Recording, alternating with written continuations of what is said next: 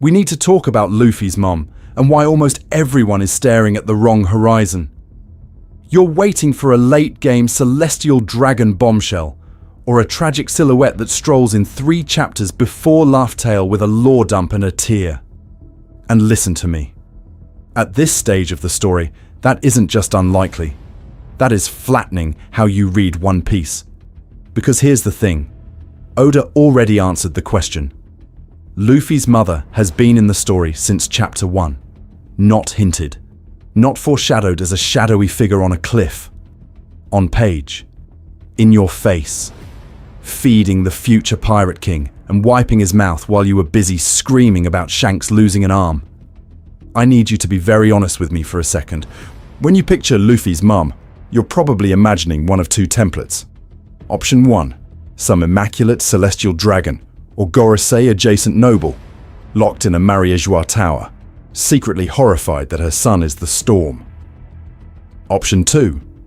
A tragic revolutionary queen, dragon's equal and opposite, who abandoned Luffy for the cause and is going to walk into the Void Century exposition like, "Son, we need to talk about the ancient weapon." Both of those are fun fanfic. Both of those give you soap opera juice. Neither of those are how Oda actually writes this story. Not because I'm smarter than you, but because when you line those panels up from chapter 1 onward, a different pattern appears. The first adult we ever see consistently feeding Luffy. The woman who lets a rubber-brained kid run up a bar tab in a mountain village because she knows exactly how poor he is and loves him anyway. The only person Garp feels comfortable enough to storm into town and yell at about raising that idiot while she just takes it because she's already been doing the work. The same woman we cut back to during Marineford, holding a baby, crying when Ace dies like she just lost one of her own. You know exactly who I'm talking about. But I'm not slapping the label on her yet, because the label is the trap. This isn't trivia. This isn't, oh wow, side character upgraded to secret bloodline. This is about how you think One Piece functions at a structural level. Are you reading it as a genealogy gacha game where every emotional beat cashes out into a surprise parent? Or are you reading the actual text where Oda spends 20+ years hammering the difference between blood and chosen family, between inherited will and inherited DNA, between ideology and biology? The community's obsession with a dramatic real mom reveal is fine as a coping mechanism, but as actual story analysis, it's denial. It lets you dodge the much weirder, much more uncomfortable possibility that Oda has been quietly redefining what mother even means in this world from the very first village we ever visited. So in this video, we're not just doing Makino is his mom, congratulations, roll credits. We're doing a full system breakdown, every on-page parent, every SBS where Oda dodges the question, every way the story weaponizes motherhood as theme and as narrative function. And when we circle back to that green-haired bartender in Fuchsia Village, you're not going to see a side character anymore. You're going to see the woman who has been the Pirate King's mother from page 1. Stay with me. Why the fandom is wrong about Luffy's mom and why it actually matters. So here's where I lose a chunk of you, and that's fine, because we need to talk about why the entire fandom brain has gone off a cliff on Luffy's mom. Right now the default setting is bloodline soap opera. You've got the secret celestial dragon mom theory, the Imu's long-lost daughter theory, the tragic revolutionary queen who fell in love with Dragon and died in a flashback while a sad violin plays, or the Endgame plot device mum who sprints on stage in the final war just to cry over a bleeding Luffy and give him one last will before dying in his arms. You know these takes, you've probably shared one, and I say that with love, because my brain has absolutely generated the Imu cradling baby Luffy thumbnail at 3 in the morning. But listen to me, this is fine as a coping mechanism, but as actual story analysis, it's denial. It treats One Piece like a gacha banner for secret relatives instead of a story that has been painfully clear about what mothers are for 25 years. Look at the cultural artifacts. You've seen the YouTube thumbnails, red arrows, circled silhouettes. Luffy's mom equals celestial dragon in impact font. TikToks that zoom in on Imu's eyes and cut to Luffy smiling, with sad piano and what if he has to fight his own mother captions. Reddit megathreads where people chart family trees like they're doing genealogy speedruns, arguing whether Luffy is too important not to have a royal mom. The joke memes where every green-haired woman is Luffy's mom confirmed. All of that flattens her into a missing puzzle piece, a lore drop, a power-up. Here's the thing. In the actual story, mothers do not exist to supercharge bloodlines. Olvia dies for history, for the Void Century, for the right to know the truth. Otohime dies for a nation's dream of coexistence. Belle Mare dies so two terrified kids can stand up and claim a home. Rouge literally dies extending her pregnancy so the next generation's chance at freedom can be born. These women are not set dressing for melodramatic family reunions. They are ideological casualties. When you line those panels up, you realize how off the fandom temperature is. If you're waiting for a big biological reveal, you're quietly saying Luffy's meaning as Pirate King is incomplete without a mom-shaped lore twist. That his will, his freedom, his rejection of crown still needs a royal blood stamp or a tragic government backstory to count. I need you to be very honest with me for a second.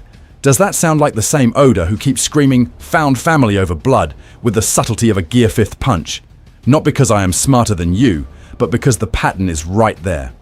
So the question cannot be, who is Luffy's biological mother? The real question is, what does this world call a mother? And who has been doing that job for Luffy since page 1? And once you ask that, a certain bartender stops being background art and starts looking very dangerous. Oda told us already, the SBS answers you ignored.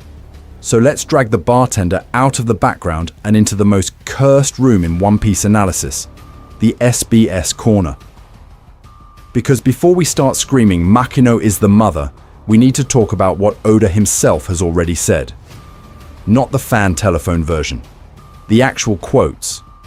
In one SBS, Oda gets asked about Luffy's parents, and he very calmly drops, "I've already decided what Luffy's mother is like. Not who, not her name, what she is like."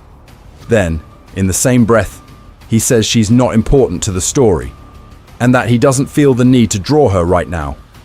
Later, when people press again, he basically repeats the move. Dragon is important, the mother is not. Now, what does the fandom do with that? Two equal and opposite coping strategies. Camp 1 goes, "He's lying. Obviously he's lying. Secret Imu bloodline twist incoming." Camp 2 hears, "Not important," and chucks her into the garbage bin of irrelevance, right next to what brand of shampoo does Zoro use. This is fine as a coping mechanism, but as actual story analysis, it's denial. Because listen to me, you cannot say, "I have decided this person, and I don't need her in the story" in the same sentence unless you are separating two different layers of information. Biographical trivia versus narrative function.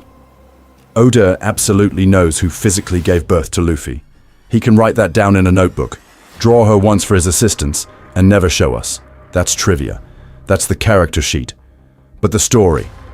The story only cares about functions. Who raised you? Who taught you? Who you are willing to burn the world for? When Oda says Luffy's mother is not important, what he is actually doing is telling you very directly, her reveal will not operate like dragons or Rogers. There is no Void Century weapon hidden in her womb. There is no treasure twist attached to her maiden name. Here's the thing.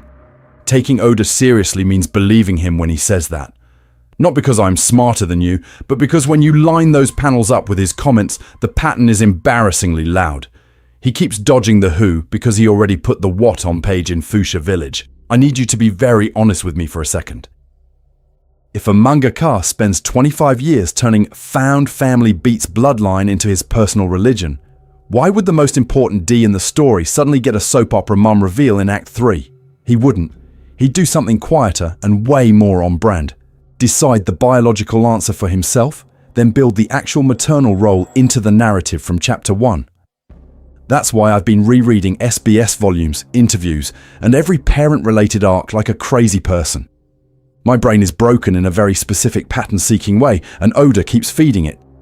Not because I automatically land on truth, but because the same shape keeps emerging. Mothers in One Piece matter as themes long before they matter as people with full names. So if Luffy's mother isn't a late-game twist, she has to be a concept he's been writing around since Fuchsia. And once you accept that, Makino stops being a nice lady who pours drinks and becomes the prototype for a much more dangerous idea. What it means, in this world, to mother the future Pirate King. And if that's true, we need to talk about what Oda actually shows Makino doing on page. Confession time. I became obsessed with a character who barely talks. So here's my confession.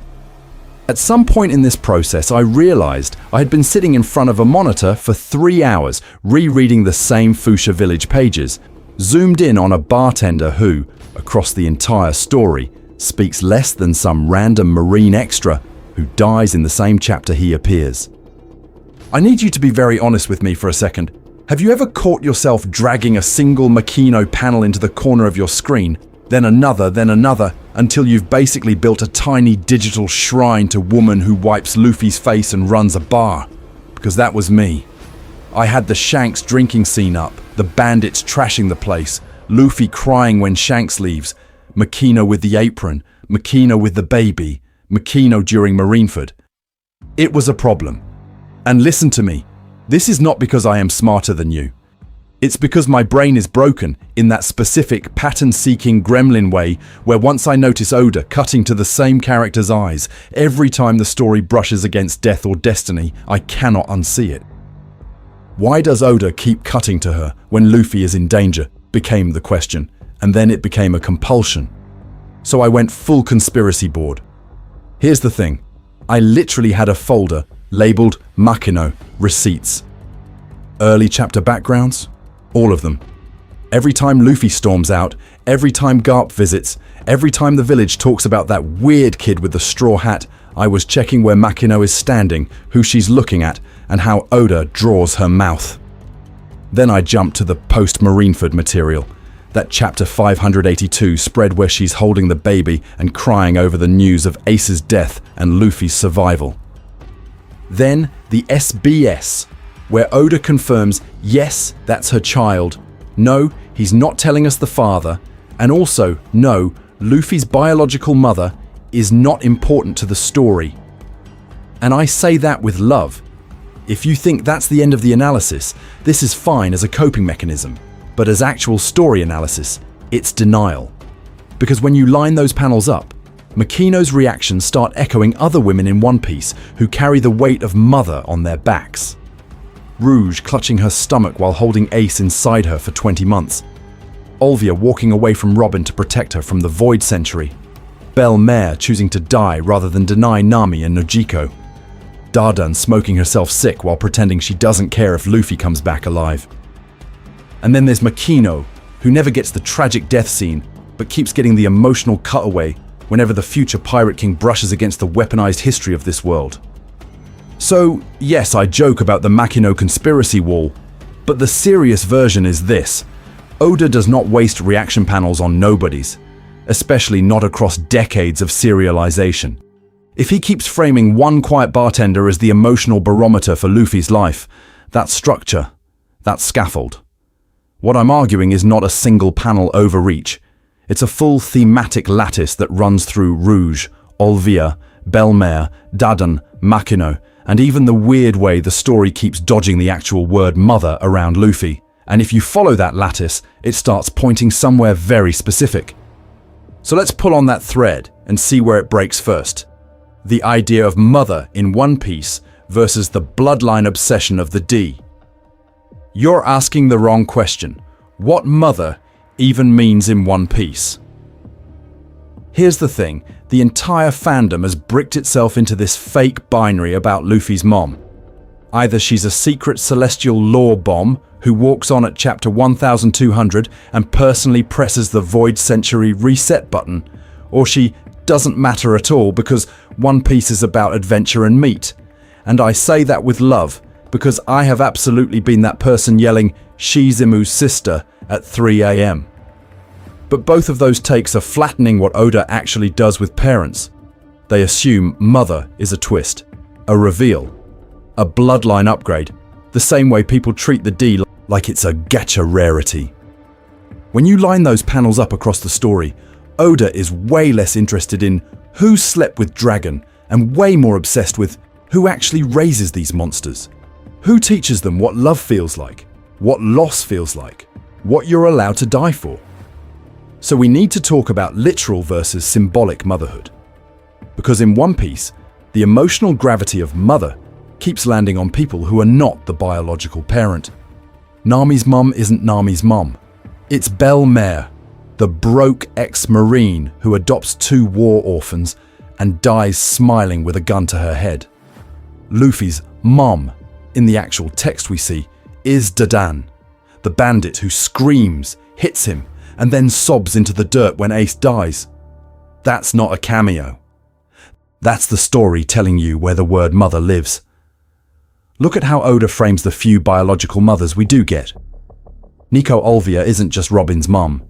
She is scholarship made flesh, a woman who chooses the Void Century's forbidden history over safety and pays with her life. Rouge literally holds a pregnancy for 20 months to protect the Pirate King's son and dies the second she lets go. Otterheim is pacifist idealism so intense it burns her out of the narrative. These women are concepts. They're not there to answer a genealogy question. They're there to embody an idea so strongly that their death brands it into a child's soul. So I need you to be very honest with me for a second.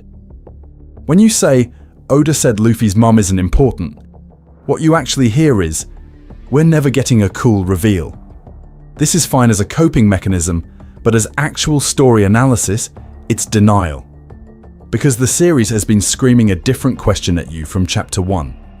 Not who is Luffy's biological mother, but who taught the future Pirate King what a safe room feels like?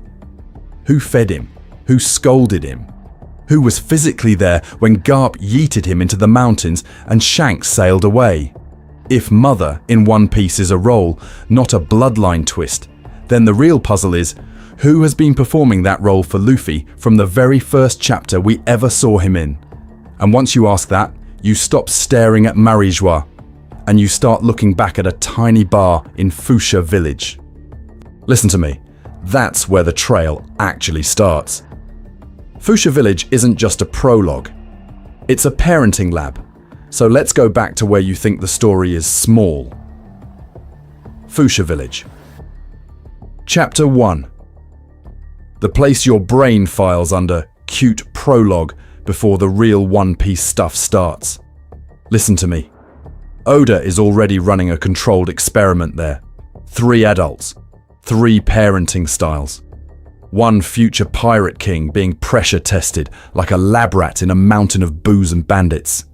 Here's the thing, when you line those panels up, Fuchsia stops being Luffy's origin fluff and turns into a parenting lab. Garp, Dadan, Makino. That's not background flavor, that's a scaffold. Oda is stress testing what kind of parental influence can shape someone who's literally destined to collide with the Void Century, with weapons, with the so-called treasure at the end of the world. You're watching 3 different systems try and fail to domesticate a D. Start with Garp, the hero of the Marines who loves his grandson so much he throws him at mountain bandits and leaves him in a forest full of murder. This is not quirky grandpa energy. This is the world government's parenting philosophy in one man. Beat strength into the child. Beat fear out of the child. Beat morality into the child. Marine style. He literally tries to pound his own trauma into Luffy, like if he hits hard enough he can overwrite the ancient script in that middle initial. And that's the joke and the horror. Garp's tough love is abusive, and the story does not flinch about that. He chains kids to balloons. He drops them off cliffs. He entrusts them to criminals as a training regimen. This is fine as a coping mechanism, but as actual story analysis, it's denial to pretend that isn't Oda dragging the world government's idea of raising a D through the mud.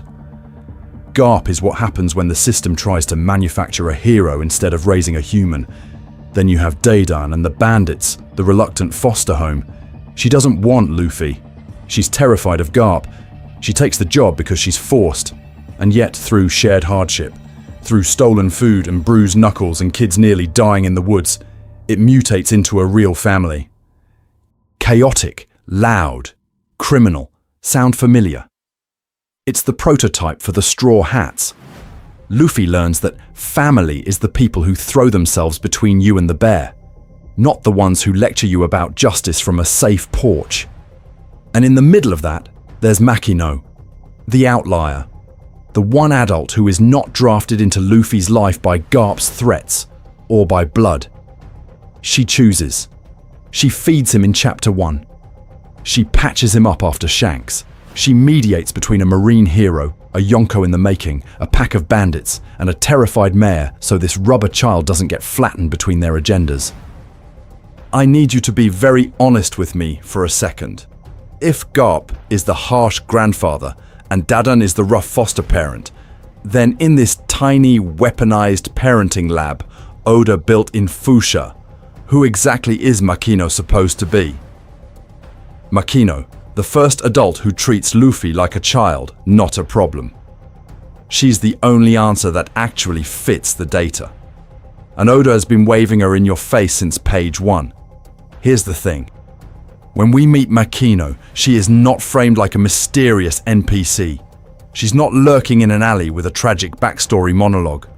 She's behind the bar, wiping glasses, feeding this weird rubber child who will not stop stabbing himself in the face with knives.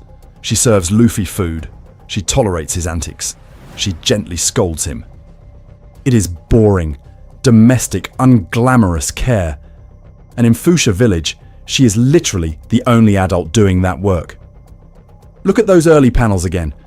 The mayor yells. The bandit's posture. Shanks laughs. Garp, when he shows up later, punches. Makino! She's the one crouching down to Luffy's level, hands on his shoulders, talking to him like he's a person, not a future soldier or a walking incident report.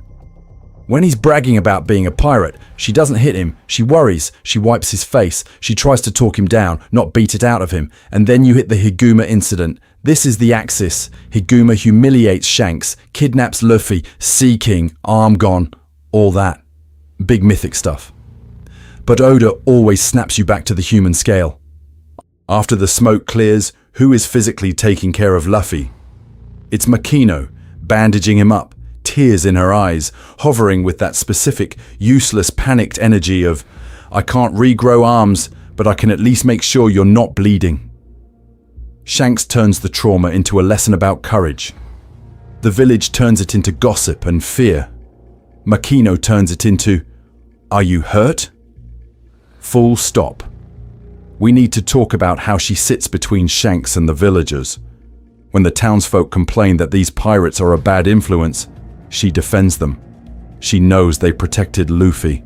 She saw the nuance, but she also doesn't dismiss the fear. She understands why the mayor is terrified that this walking void century brainworm of a kid is going to chase the most dangerous treasure in the world.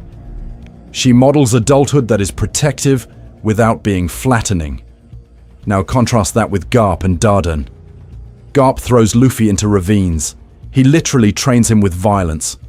Dadan takes him in. Yes. But every panel is exasperation, screaming, what a hassle.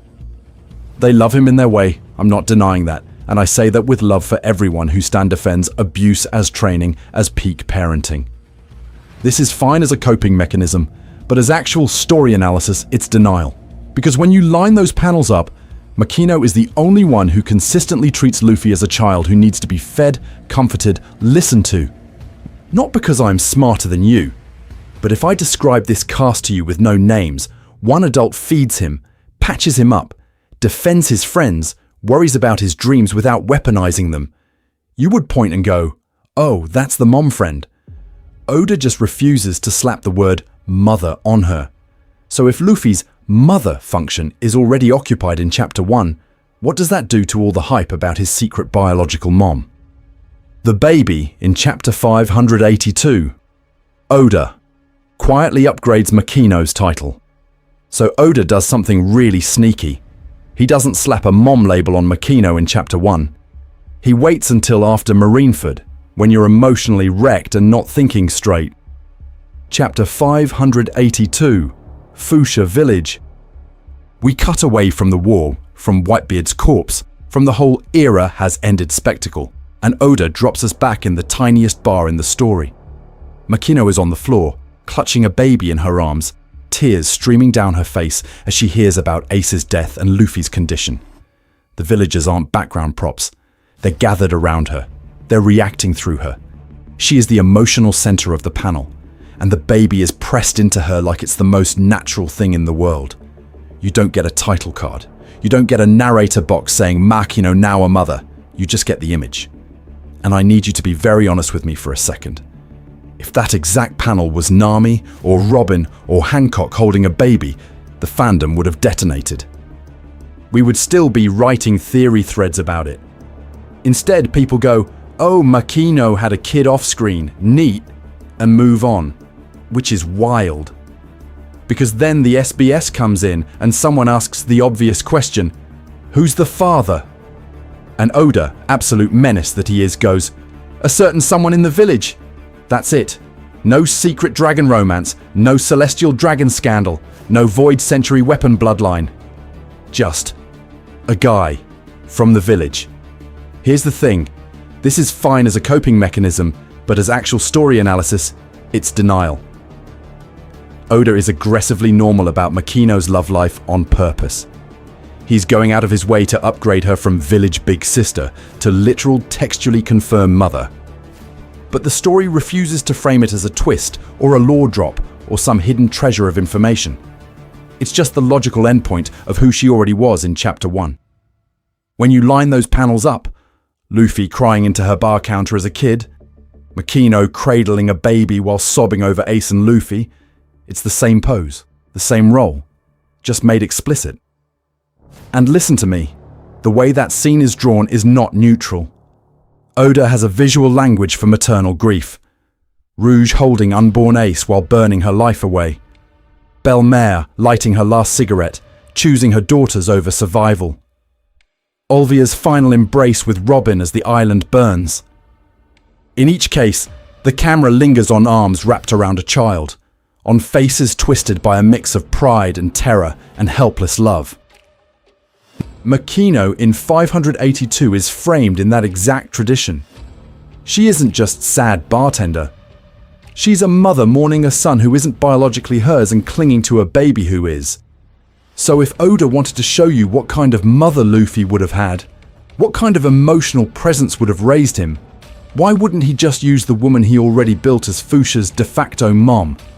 And if he did, what does that do to the idea that we still need a separate dramatic Luffy's mom reveal at all? Symbolic versus biological. Dadan, Belle-Mère, and the motherhood pattern. And this is where we need to zoom out, because Makino doesn't live in a vacuum. Oda has been screaming his stance on motherhood at you for 25 years, and you keep walking past it to look for a secret bloodline twist behind the curtain. Start with Dadan. Curly Dadan is a bandit who does not want these kids. Garp dumps Ace on her, then Luffy, and she reacts the way any reasonable criminal aunt would, yelling, smoking, insisting she doesn't care if they live or die. She is the opposite of a Hallmark mom. And yet, when Ace dies, when Luffy is broken, who is collapsing in front of the TV, snot and tears everywhere, punching Garp because she can't punch the ocean? Dadan. That's not a caretaker reaction. That is a parent having her heart ripped out in real time. Here's the thing. Ace's biological parents are mythic. Roger, the Pirate King. Rouge, the woman who literally held a pregnancy for 20 months in a one-person war against the world government. That's ancient tragedy-level sacrifice. But when you line those panels up, when the story needs you to feel the cost of Ace's death in the present tense, it doesn't cut to a spectral Roger. It cuts to Dadan, the woman who chose him. Now pivot to Belle-Mère, ex-Marine, dirt poor, already struggling to feed herself. She finds 2 war orphans in a battlefield and adopts them on the spot. No prophecy, no bloodline, just a woman deciding, "These are my kids." And Oda immediately backs that decision with the harshest possible test. Arlong gives her an out. Deny them, call them strangers, save your own life. She refuses. She dies saying, "I'm their mother." The story never winks and goes, "Well, their real mom is out there somewhere." There is no asterisk. Belle Mare is the mother. Full stop. Listen to me. In both of these arcs, the biological parents are absent, dead, or functionally irrelevant to the child's day-to-day life. The emotional gravity sits entirely on the person who shows up, feeds them, yells at them, bleeds for them. The person who chooses the role. And Oda keeps reinforcing that mother is an ideological title before it's a genetic fact. Otohime is literally framed as the mother of a movement, gathering signatures with her bare hands, trying to drag an island's future into the light. Rouge's motherhood is defined by a 20-month act of resistance that kills her. These women are mothers because of what they sacrifice for a future, not because of a blood test. So I need you to be very honest with me for a second. In a story that does this over and over, insisting that Luffy's real mother has to be some secret celestial dragon or void century weapon key this is fine as a coping mechanism, but as actual story analysis, it's denial. Not because I'm smarter than you, but because Oda has already told you what he values. Within his pattern, the crown goes to the one who raised him, the one who stayed. And if that's true, then treating Makino as the actual mother isn't a reach. It's the only move that doesn't flatten the rest of the story. Which means the real question isn't, who is Luffy's mum anymore? It's, why is Oda so determined not to say it out loud? And that's where Dragon, Fuchsia Village, and the endgame of the D start to get very uncomfortable. The dragon problem, why Luffy's mom isn't a lore bomb. So, yeah, the second you say Makino is the one who stayed, you run smack into what I'm going to call the dragon problem, because I can already hear you. Okay, but if Luffy's dad is the most wanted man in the world, then his mom has to be like a celestial dragon runaway, a Gorosei's secret daughter, or some legendary revolutionary commander, right? You want the bloodline to balance, you want symmetry, you want the character sheet to look cracked. Listen to me. That instinct makes emotional sense, but it does not match this story's operating system at all. One Piece spends 25 years methodically kicking aristocratic blood logic in the teeth. Sabo is literally a noble who fakes his own death to escape how disgusting that world is. Sanji's Germa lineage is framed as a curse he has to peel off like bad branding, not an upgrade. Every time we meet a celestial dragon, Oda draws them as bloated, pathetic parasites, not secret moral authorities. And then you have the D clan, which is the loudest piece of this. The whole point of that initial is that it flattens titles. Roger is a pirate, Garp is a marine, Dragon is a revolutionary, Luffy is an idiot rubber boy who keeps accidentally declaring war on the world. The common factor is not some ancient royal blood, it's will. It's who chooses to stand where when history turns ugly. So when people tell me, Luffy's mum must be a Tenryubito to match Dragon, I need you to be very honest with me for a second. Are you reading One Piece, or are you just speedrunning a shonen power genealogy chart? This is fine as a coping mechanism, but as actual story analysis, it's denial. Here's the thing. Oda has already told you, flat out, that Luffy's mother is not important to the story. Not appearing until the Void Century flashback. Not important yet. Just not important. If she were secretly a celestial dragon, or the key to some ancient weapon, or the hidden heir to the empty throne, that statement becomes a blatant lie, not a misdirection. And Oda lies by omission, by framing, by timing. He does not lie directly in interviews about structural pillars of the plot. Not because I am smarter than you, but because when you line those panels up with his comments, the pattern is insanely consistent. So what is Dragon actually doing here? He is not Dad Merch. He is the embodiment of a revolutionary will that Luffy consistently echoes without ever needing the pamphlet. Luffy punches celestial dragons before he knows Dragon's name. He rings the ox bell after Marineford because it feels right, not because he's running some coded revolutionary army op. Dragon gives us a macro version of Luffy's instinctive hatred of cages, which means his partner doesn't need to be some law queen to justify Luffy. Thematically, it almost works better if she isn't. If Dragon is the storm, then what actually makes sense as the other half of Luffy's origin? Who balances that without cancelling it out? We need to talk about the kind of person who could live in Fuchsia, love this idiot kid, and quietly anchor the future Pirate King without ever needing a wanted poster. Garp's outsourcing strategy, who he trusts with his grandson. So let's follow the one guy who actually has custody papers for Luffy, Garp. Because once you trace his chaos trail, the person the story keeps circling back to is not who the fandom keeps theory crafting about. Garp is a disaster parent. This man's entire childcare strategy is yeet the child at a new environment and hope survival builds character. He drops Luffy on Dadan, vanishes. Comes back, drops Ace, vanishes. Shows up, tries to brainwash them into becoming Marines between bandit errands, and then he leaves again. Over and over. If you or I did this in real life, we would be in prison, not in an inspirational flashback. Here's the thing. Even inside that chaos, there is a pattern. When Garp wants Luffy toughened up, he outsources to Dadan's bandits. When he wants Luffy watched, grounded, emotionally buffered, he goes to Fuchsia. He goes to Makino. He doesn't drag Dragon in. He doesn't call a marine babysitter. He walks into that tiny bar like it's his living room and starts yelling. And I need you to be very honest with me for a second. Who do you yell at like that? Who do you take for granted, complain to, dump your problems on, and then trust to fix things when you're gone? That's not random bartender. That's family.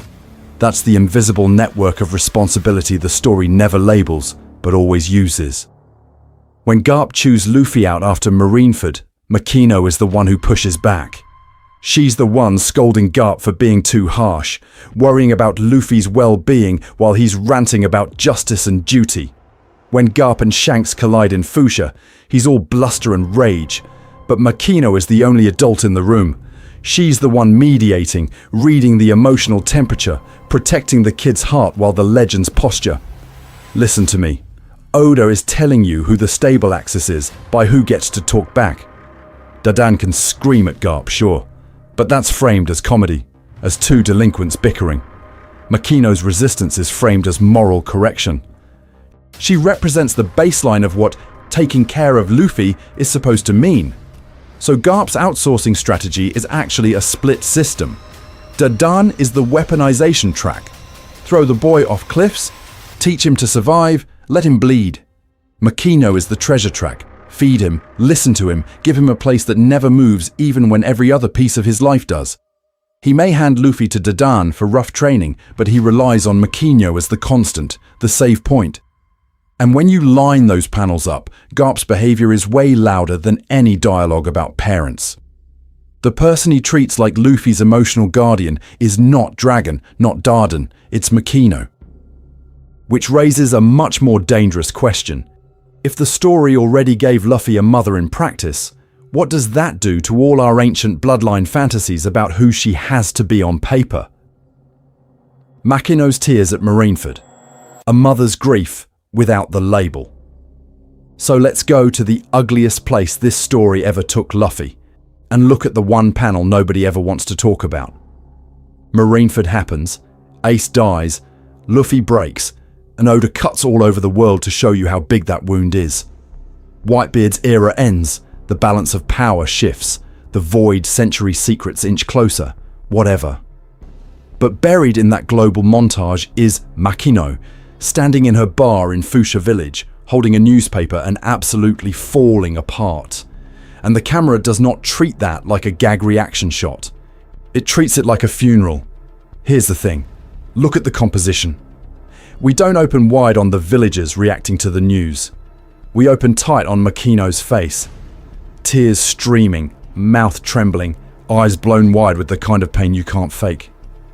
Then Oda pulls back, and what do we see? Not people reacting to Ace, people reacting to her. The entire village is framed around Makino's grief, like they're orbiting this one collapsed star in the middle of the room. That is mother framing. Full stop. When you line those panels up with Port Gas de Rouge's death scene, it gets worse. Rouge is literally dying from the act of carrying Ace, but the way Oda draws it is almost quiet. Soft lines, close shots on her face, the Marine's brutality pushed to the edge of the page while we stay locked on this one woman's private apocalypse. Her death is personal and cosmic at the same time. It's her baby, but it's also the end of an entire generation's failed resistance. Makino's panel is the same move, just inverted in time. She's not dying to bring Ace into the world, she's breaking as he leaves it. And then think about Belmare. Arlong shows up, gun out, terror everywhere. That scene could have been about the weapon, the brutality, the economics of oppression. Instead, Oda centers Belmare's face, her fear and love for Nami and Nojiko.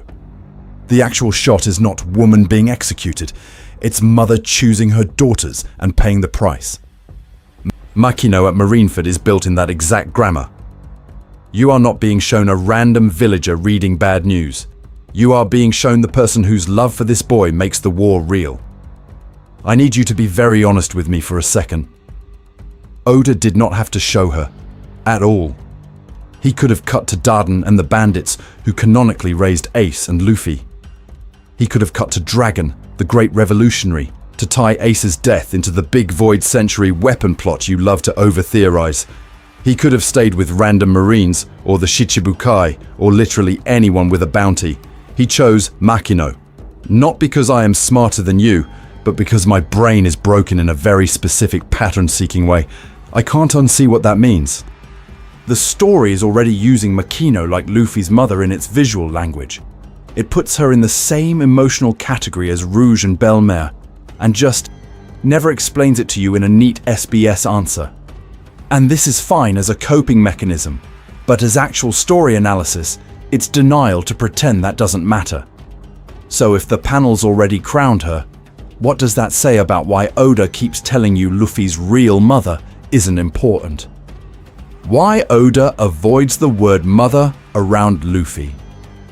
So let's answer that by looking at what Oda doesn't let anyone say.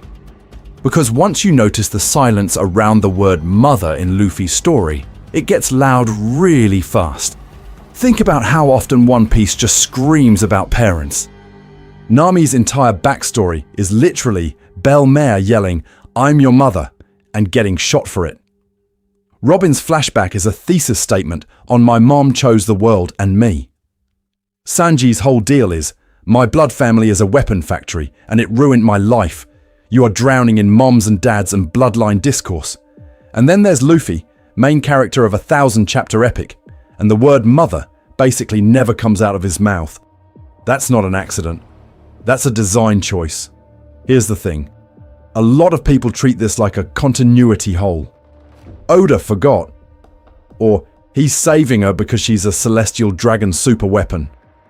This is fine as a coping mechanism, but as actual story analysis, it's denial. Oda has answered in SBS. He's already decided what Luffy's mother is like. He just doesn't think she's important to the story. Not because he doesn't care about mums, but because he refuses to bolt the usual shonen grief engine onto this particular protagonist. Luffy is not built like Naruto, Ichigo, Tanjiro, pick your tragic orphan. His emotional core is not, my parents died, time to avenge/fix the clan. He doesn't chase the void century of his childhood.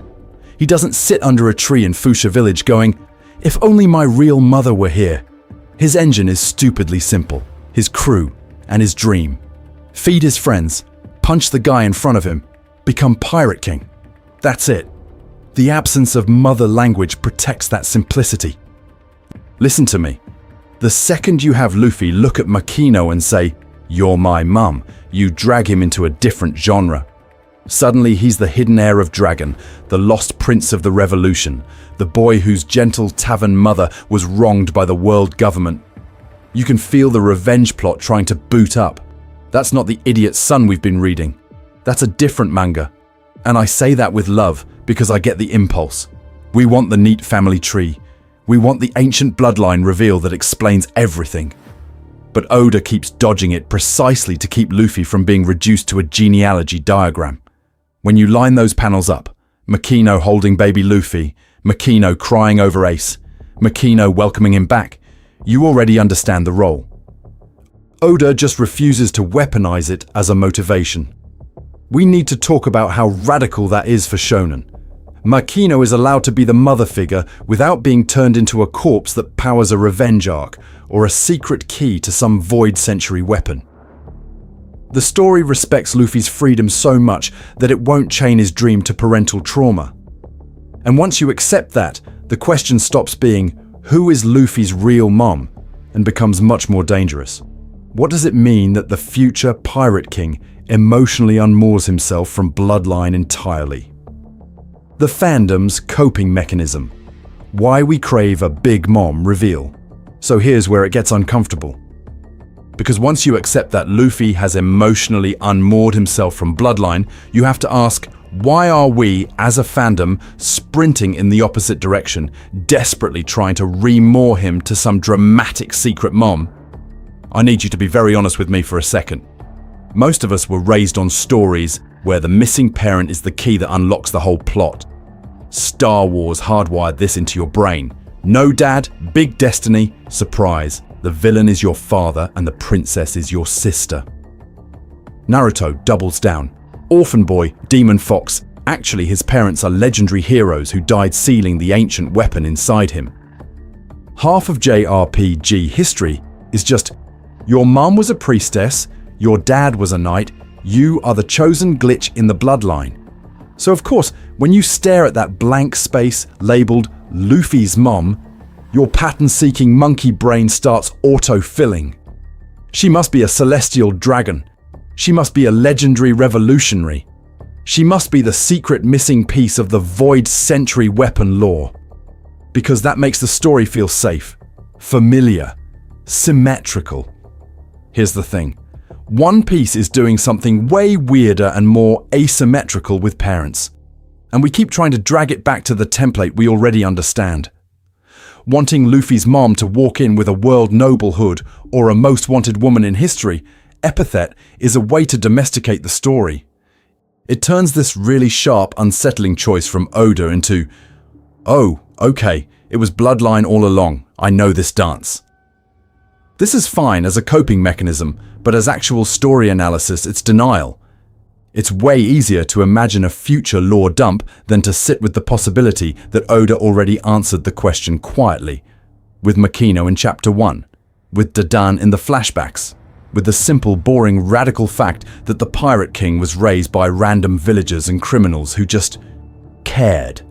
No prophecy, no royal womb, just chosen bonds. And when you line those panels up, it gets worse for the bloodline theory.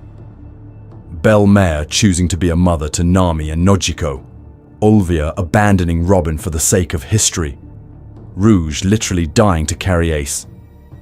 Over and over, Oda is interrogating what mother means, and the answer is never secret genetic buff. It's sacrifice, presence, absence, found family, and the D-clan spitting in the face of aristocratic lineage logic. Listen to me. When you insist that Luffy's mom has to be some endgame lore nuke, you flatten all of that. You take 25 plus years of setup about inherited will, about Roger's era seeding freedom beyond blood, and you compress it back into the most generic missing mom twist imaginable. So if you say you love One Piece because it's different, because it's not just treasure and not just destiny, why are you so desperate to drag Luffy back into the same old story? And if Oda has already shown us what a mother is in this world, what does that make Makino, specifically? We need to talk about that. Rewriting the question from who is she to what did she do? So here's where I'm going to be a little mean to all of us. We have to throw the guess the surname game in the trash. Nefertari D. Luffy, Figalan D. Luffy, Secret Tenryu Bito D. Luffy. It's fun as fan fiction. It's merchandisable. This is fine as a coping mechanism, but as actual story analysis, it's denial. Because none of those answers change the kid who stands on a barrel in Chapter 1 and screams that he'll be king of the pirates. And I need you to be very honest with me for a second. If tomorrow Oda dropped an SBS and said, yeah, Luffy's mom is a celestial dragon, what actually changes about how you read his dream? Does that make his punches softer? Does that make his freedom less real? Or does it just give you a trivia nugget to win arguments with on the internet? Here's the thing. One Piece does not care about bloodlines the way you want it to. It uses them, sure, as seasoning. The D-Clan, the Void Century, ancient weapons. But the emotional engine of this story is not, surprise, your mum was royalty. The emotional engine is, who fed you, who held you, who taught you what love and risk and sacrifice feel like in your body. So instead of asking, who is Luffy's mother, we need to talk about, what did Luffy's mother do? Who put food in front of him when he was small? Who wiped his tears when Shanks sailed away? Who worried when he vanished for training with bandits and mountain monsters? Who did the entire village look at when they were scared this rubber idiot had gotten himself killed? When you line those panels up, Oda is embarrassingly clear about what a mother is in his narrative language. There are functions. Nurture, the one who feeds, shelters, and physically cares. Ideological imprint, the person whose values get burned into the kid's brain. Sacrifice, the one who pays a price so the kid can move forward. Grief, the person whose absence or death or distance hurts enough to shape the story. Not because I'm smarter than you, but because Oda repeats himself. Belmare with Nami, Rouge with Ace, Olvia with Robin, Dadan with Ace and Luffy. You can map those four functions across them like a chart. So the real question is, who actually ticks those boxes for Luffy? In the next pieces of this video, I'm going to treat Makino, Dadan, Rouge, and even the literal blank space where a named biological mother should be as parts of a single system Oda built around Luffy's freedom. Who raises him, who doesn't, and who dies off screen are not accidents. They're structural choices. And listen to me, once you stop playing Guess the Surname and start mapping those functions, the mystery of Luffy's mother stops being a mystery at all. It becomes something much more uncomfortable. A deliberate hole in his life. A thing Oda decided he doesn't get. And the reason he doesn't get it is exactly what makes Makino so dangerous to this story. Rouge, Olvia, Otohime, the tragic blueprint of One Piece mothers. Because here's the thing.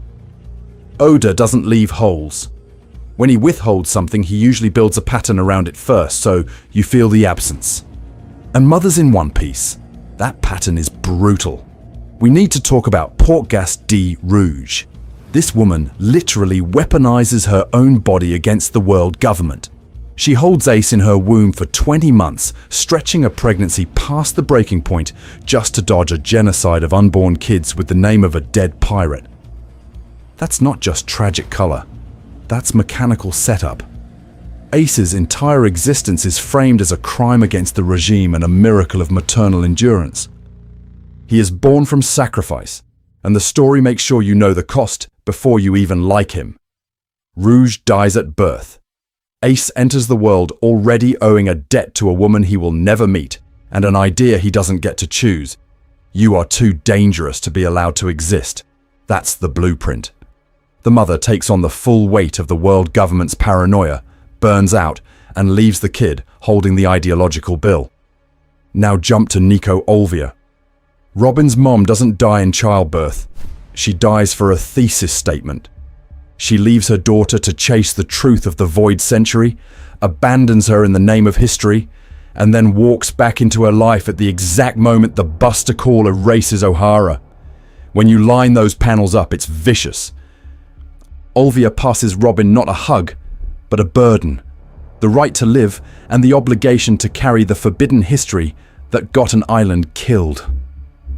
Olvia's ideology becomes Robin's curse and her compass. Everywhere Robin goes, the weapon the government fears isn't a cannon. It's a traumatized archaeologist with her mother's research in her head. Again, mother as sacrificial interface between child and world-scale idea. Then Queen Otohime. Different sea. Same scaffold. She's not hiding a baby. She's trying to drag an entire kingdom into the light. Her pacifist crusade, those signatures, the speeches about going to the surface, she's pushing a coexistence patch into a world that runs on discrimination. And what happens? Assassination. Frame job. Her death radicalizes her kids, splits her people, and turns her into a martyr whose face is literally paraded at the reverie. Her children don't just inherit a crown, they inherit a political doctrine and a blood-stained stage. This is fine as a coping mechanism, but as actual story analysis, it's denial to pretend that's not the point. So line them up. Rouge, Olvia, Otohime. Mothers in this story are fused to big ideas and big tragedies. They die so their children can carry an ideological torch, sin, history, coexistence, into a rigged world. Now be very honest with me for a second. Where is that for Luffy? He has no on-page mother to die for him, no ideological inheritance from a maternal figure. Dragon gives him blood, Garp gives him trauma, Shanks gives him the hat. The mother slot is just empty. Which is exactly why Makino's quiet, ongoing presence from Chapter 1 is so dangerous. If Oda refuses to give Luffy a Rouge-style martyr, but still plants a woman who feeds him, scolds him, and stays alive through every time-skip and world-shaking incident, you should feel your pattern-seeking brain start to itch. Because either Oda is breaking his own blueprint on purpose, or he's rewriting what a One Piece mother can be, and Makino is the test case. Dadan versus Makino, two halves of a missing mother. So let's actually cash that out, because Makino is a test case only works if you put her next to the other woman everyone keeps sleeping on. We need to talk about Dadan. And I need you to be very honest with me for a second. When you picture Luffy's childhood, whose house are you seeing more clearly? It's not the bar. Dadan is the piece of the story that raises Luffy's body. She's the bandit foster mom Garp literally dumps 3 future war criminals on and says, make them strong. That mountain is where Luffy learns how to take a punch, how to throw one back, how to eat garbage food, sleep in danger, and still wake up laughing. You get the cliff dives, the forest beasts, the beatings when he screws up, and the absolutely unglamorous grind of survival. When you line those panels up, Dadan is training Luffy's nervous system to treat pain, risk, and blood as normal. That's not cute. That's foundational. But she's not warm, not stable, not a harbor.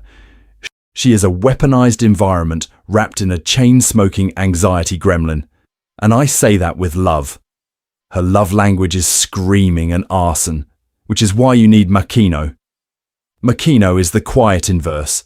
She's the one wiping Luffy's face in Chapter 1, pouring him drinks, scolding him when he's rude, gently redirecting Shanks before Garp murders him. Fuchsia Village is the only place in the entire One Piece world that reads like safe town, and Makino is the axis of that feeling. She doesn't train his body. She regulates his emotions. She's the person who stands at the bar door looking out to sea, worrying from afar when he's gone. That's not adventure energy. That's mother energy. Here's the thing. If Oda wanted a single named tragic mom, he already knows how to do that. Rouge, Olvia, Belle-Mère, even the way the Void Century mothers its own lost history through poneglyphs. He can drop a martyr or an absent saint on command. But with Luffy, he splits the role. Dadan holds the danger. Makino holds the safety. One teaches him to endure pain. The other teaches him that somewhere in the world, there is a room where he is already forgiven. This is fine as a coping mechanism, but as actual story analysis, it's denial to keep asking, so, who's the real mom? Not because I'm smarter than you, but because the text is screaming the answer in 2 voices. Oda is refusing to give Luffy a single central maternal trauma.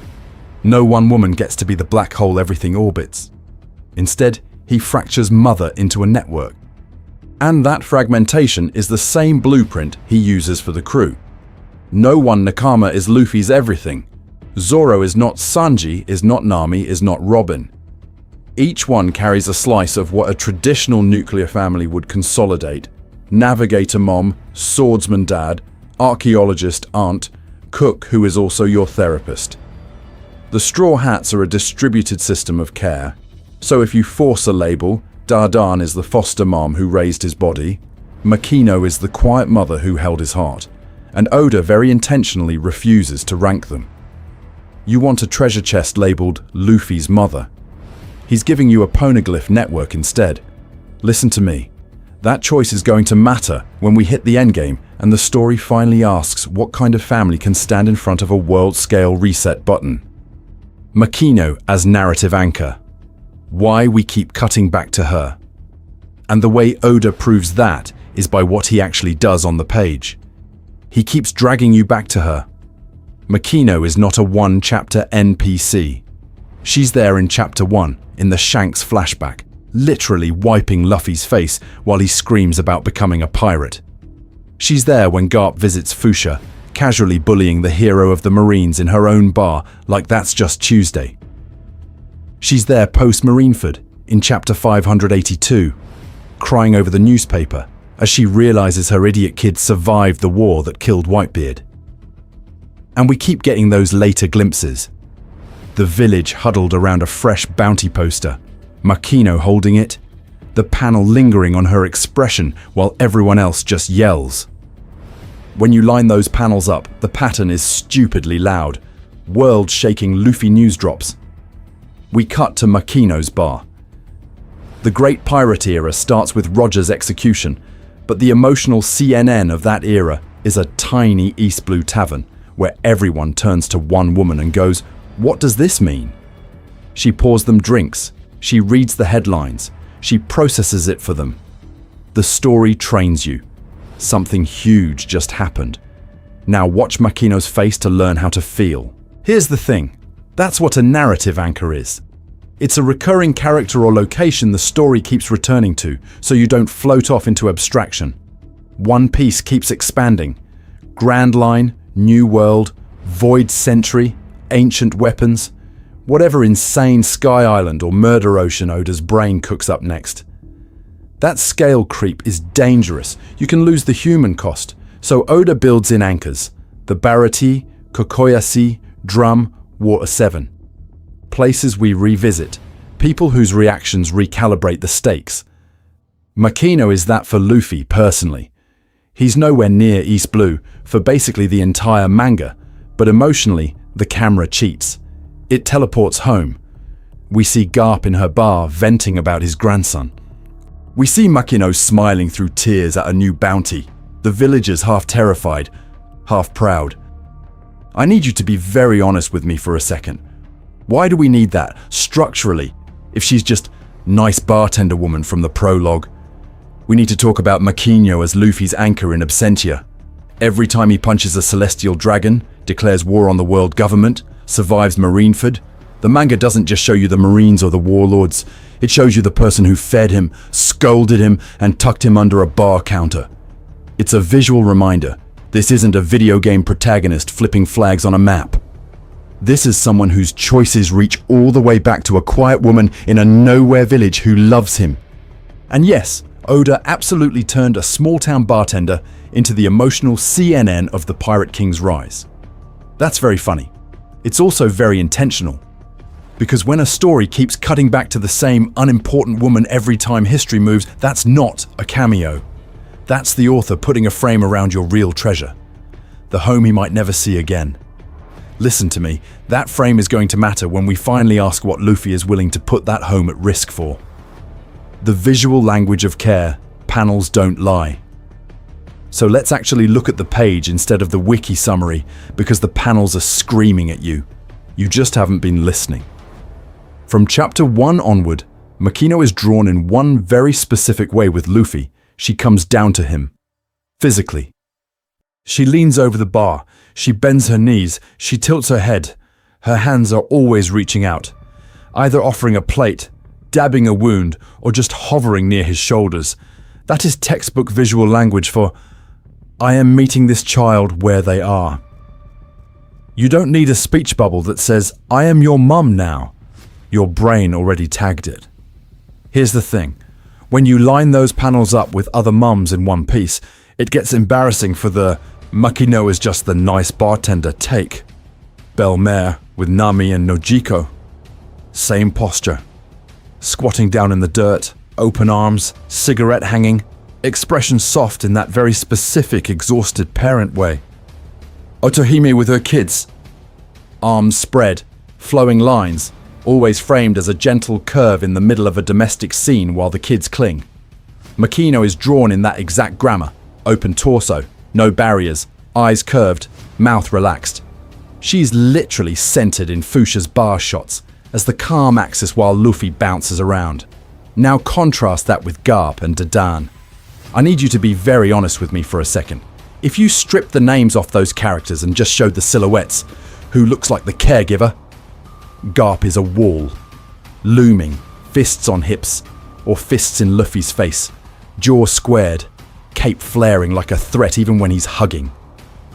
Dadan is all elbows and teeth, arms crossed, body turned away, affection delivered as a punchline. They love him, absolutely, but the line work is aggressive. Angles, impact. Makino is curves and reach. She's the one physically lowering herself, not demanding he climb up. And then there's the bar itself. We need to talk about how Oda milks that motif. Makino is almost always behind the counter, which is a literal distribution point for food and drink. She slides plates, she wipes glasses, she pours juice for Kid Luffy and sake for Shanks. This is the archetype of a mother feeding her child, just scaled up to mother of the whole village. The counter becomes a visual crib rail. She leans over it to tend to this one scrawny kid who keeps stabbing his own face. Listen to me. If you removed every line of dialogue, every sound effect, every name tag, and handed those early chapters to a cold reader, they would point at Makino and go, "That's the mum." Not because they're doing galaxy brain theory crafting. Because Oda is using the same panel language he uses for every other maternal figure in the story. And I say that with love. Pretending this is accidental is fine as a coping mechanism, but as actual story analysis, it's denial. Because once you accept that the art has already cast Makino as Luffy's mother, you have to ask a much uglier question. Why is Oda so allergic to saying that out loud? What if Oda never shows Luffy's biological mother on screen? So let's push that allergy all the way to its logical extreme. I need you to be very honest with me for a second. What if Oda never, ever cashes this in? No flashback, no silhouetted woman holding a baby, no name, no tragic panel of dragon turning his back on a crying wife. Just nothing. The series ends, the One Piece is found, the Void Century weapon is dealt with, and Luffy's biological mother remains a line in Oda's notebook you never see. What is actually missing from your emotional experience of this story if that happens? Not your curiosity, your experience. Do you really need a scene of Luffy sobbing into his mum's arms to feel like his arc is complete? Because listen to me, he already got that scene, multiple times. It's Ace on the scaffold saying, "Thank you for loving me." It's Sabo remembering and clutching his head while Luffy screams his name. It's Shanks putting the hat on a crying kid in a bar and saying, "Bring it back to me as a great pirate." It's the crew literally wrapping themselves around Luffy's pain at Eni's lobby, at Marineford, on Sabaody. When you line those panels up, what beat is missing that only a biological mother can deliver? The hug of unconditional acceptance. Check, that's Makino and Dadan, the person who believes in him before he's anything. That's Shanks and Makino again. The adult who scolds him, feeds him, patches him up, and then quietly cries when he leaves the village. That's not hypothetical, that's canon Chapter 1 behavior. Here's the thing. The absence itself is doing thematic work. This is not Oda forgetting to fill in a family tree. This is a story where Inherited will explicitly skips a generation. Garp to Luffy, Dragon to Luffy through the revolution he never explains to his son. Roger to Luffy through Shanks, through the hat, through the era Roger deliberately ignites. The nuclear family is structurally broken on purpose so that chosen bonds can carry the emotional weight that blood usually hogs in shonen. And in that gap, Makino becomes the quiet answer to a question the story refuses to ask out loud. You want to know, who is Luffy's mother? Oda keeps answering, who raised him? We see her holding him as a toddler in the flashback with Garp. We see her bar as the emotional home of Fuchsia. We see her reaction to the news of Marineford framed like every other mother's grief in this series. Oda has literally said in SBS that Luffy's mom is not important to the story. What he shows you instead is Makino, over and over doing the job. So imagine an ending where the biological mother never walks on stage. You don't get a name, you don't get a tearful reunion, you just have this bar owner on a tiny island who loved a rubber kid enough that the future pirate king calls that place home. That's not a missing piece, that's the point. And if that's the point, then the next step is way more dangerous. What does it mean for the D clan, for fate and freedom and bloodline, if the story's most important mother is the one Luffy chose without even realizing it? The D clan hates destiny. So why would their mum be a plot device? So here's where this gets uncomfortable for a lot of theory brains. The D clan, as a piece of the story, is literally built to reject the exact secret royal mom twist you want. We need to talk about what the D actually is. Every time Oda drops that middle initial, it is not congrats, you unlock the royal bloodline battle pass. It's here comes another lunatic who refuses to bow. You've got Gold D Roger, a pirate king from nothing. Trafalgar Law, a traumatized kid from a dead city. Jaguar D Saul, a giant vice admiral. Rox D Zebek, a terrorist of the old era. They're nobles, peasants, marines, pirates, doctors, monsters. The one through line is not class. It's defiance. Enemies of the gods. Not descendants of the gods. That wording matters. The D show up across history like glitches in the world government's operating system, not like one lost royal house waiting to be restored. And here's the thing. Oda has been slapping you with anti-destiny messaging since chapter 1. Luffy is not born under a comet. There is no prophecy scroll that says Rubber Boy will free the seas. He eats the wrong fruit because Shanks leaves it on the bar. His chosen one moment is just a child being unsupervised around snacks. The most important power-up in the whole piece of fiction, the Nika fruit, is framed as a joke accident until way later. That's on purpose. Luffy's specialness is will. It's the fact that he hears you can't, and his brain translates it to watch me. When you line those panels up, from him yelling at Higuma to him ringing the ox bell after Marineford, it's the same pattern. No crown, no prophecy, just a stubborn idiot escalating his promises. So I need you to be very honest with me for a second. If we turn around now and say, actually, his mum was a secret celestial dragon, or actually she was a princess from the ancient kingdom, what are we doing? We are dragging the Pirate King back into the exact aristocratic destiny logic the D-Clan exists to blow up. This is fine as a coping mechanism, but as actual story analysis, it's denial. You want the enemies of the gods to secretly be gods? You want the symbol of freedom to secretly be heir to a throne he never knew about. That flattens the whole Void Century tension into rightful rulers versus usurpers. And not because I am smarter than you, but because Oda has spent 25 years showing you peasants, fishmen, slaves, and orphans changing history. Listen to me. The most D thing Luffy's mother can be is narratively unimportant. A nobody in the lore. A woman Oda doesn't even name on screen. Biologically, she exists, sure. Thematically, she steps aside so that Makino, a small-town bartender, can be the mom that matters. Makino is the opposite of a lore bomb. She's the bar, the food, the scolding, the hug when Shanks leaves. She is Fuchsia Village. She is the ordinary world Luffy comes from. And that's exactly why she fits his story better than any twist reveal ever could. Because if the D don't get their power from blood, where do they get it from? From who they choose. Which means the next question isn't who birthed Luffy. It's what does it mean that the Pirate King chose a bartender and a bandit as his parents? Chosen family versus bloodline, Luffy's real inheritance. And this is where the "who's his real mom" discourse accidentally exposes that we're still reading One Piece like it's a genealogy chart instead of a manifesto about chosen family. Run the tape on Luffy's actual inheritance. Shanks is the one who teaches him freedom and the weight of a promise. I'll give you this hat. Bring it back to me as a great pirate. That's not a dad talk.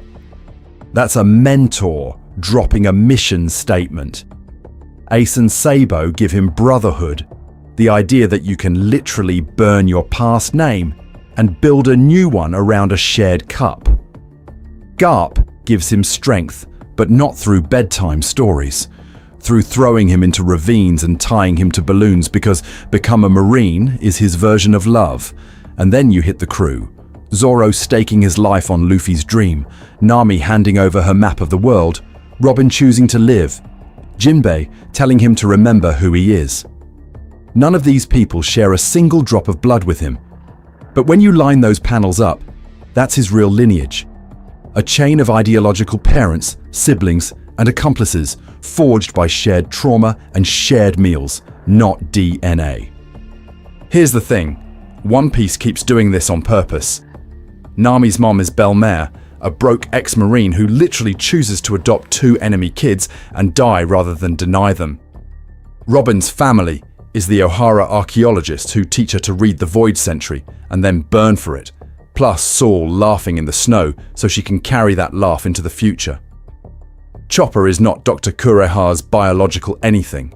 He's a reindeer who gets conscripted into this terrifying 140-year-old weaponized grandma's medical cult because Hiluluk believed a quack with a dream could still save a country. None of that works if the story is secretly telling you, but don't worry, your real power comes from your mom's womb. It's the opposite. It's saying, you are what you choose to protect. So where does Makino sit in that pattern? She's not important because she might secretly be a celestial dragon or an ancient weapon user in hiding. She's important because she has absolutely no obligation to this rubber disaster child and loves him anyway. She feeds him, patches him up, yells at Shanks for letting him get hurt, trusts Garp enough to argue with him in her own bar. Years later, after Marineford, we see her crying over the newspaper. Luffy is not there. She gains nothing. She's just devastated that her kid is hurting. Listen to me. Insisting that the story needs a dramatic biological mother reveal to complete Luffy is actually flattening what Oda has been building.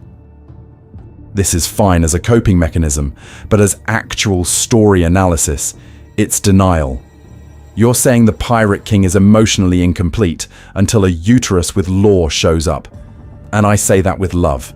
Not because I am smarter than you, but because that version of One Piece walks back the radical thing it's been doing for 25 plus years.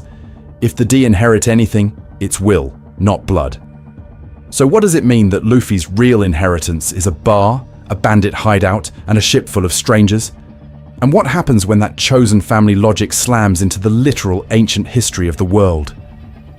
Freedom, responsibility, and the mother he didn't get. And this is where the missing mom stops being trivia and starts rewiring the whole story. Most shonen heroes are drag chained to their mothers. Dead mum, sick mum, kidnapped mum. I'll become strong so this never happens again, mum. Their freedom is pre-packaged as a very specific duty. Avenge her, protect her, restore the clan she represents. You can go anywhere, sure, but the narrative leash is always tied to the family grave. Luffy doesn't have that leash, at all. His dream is brutally simple. Be Pirate King, because that's the freest man on the seas. Not for my mum, not for my village, not to clear the D name, not even for Dragon. He doesn't care that his dad is the most wanted man in the world. He barely reacts when Garp tells him. The story is rubbing your face in this.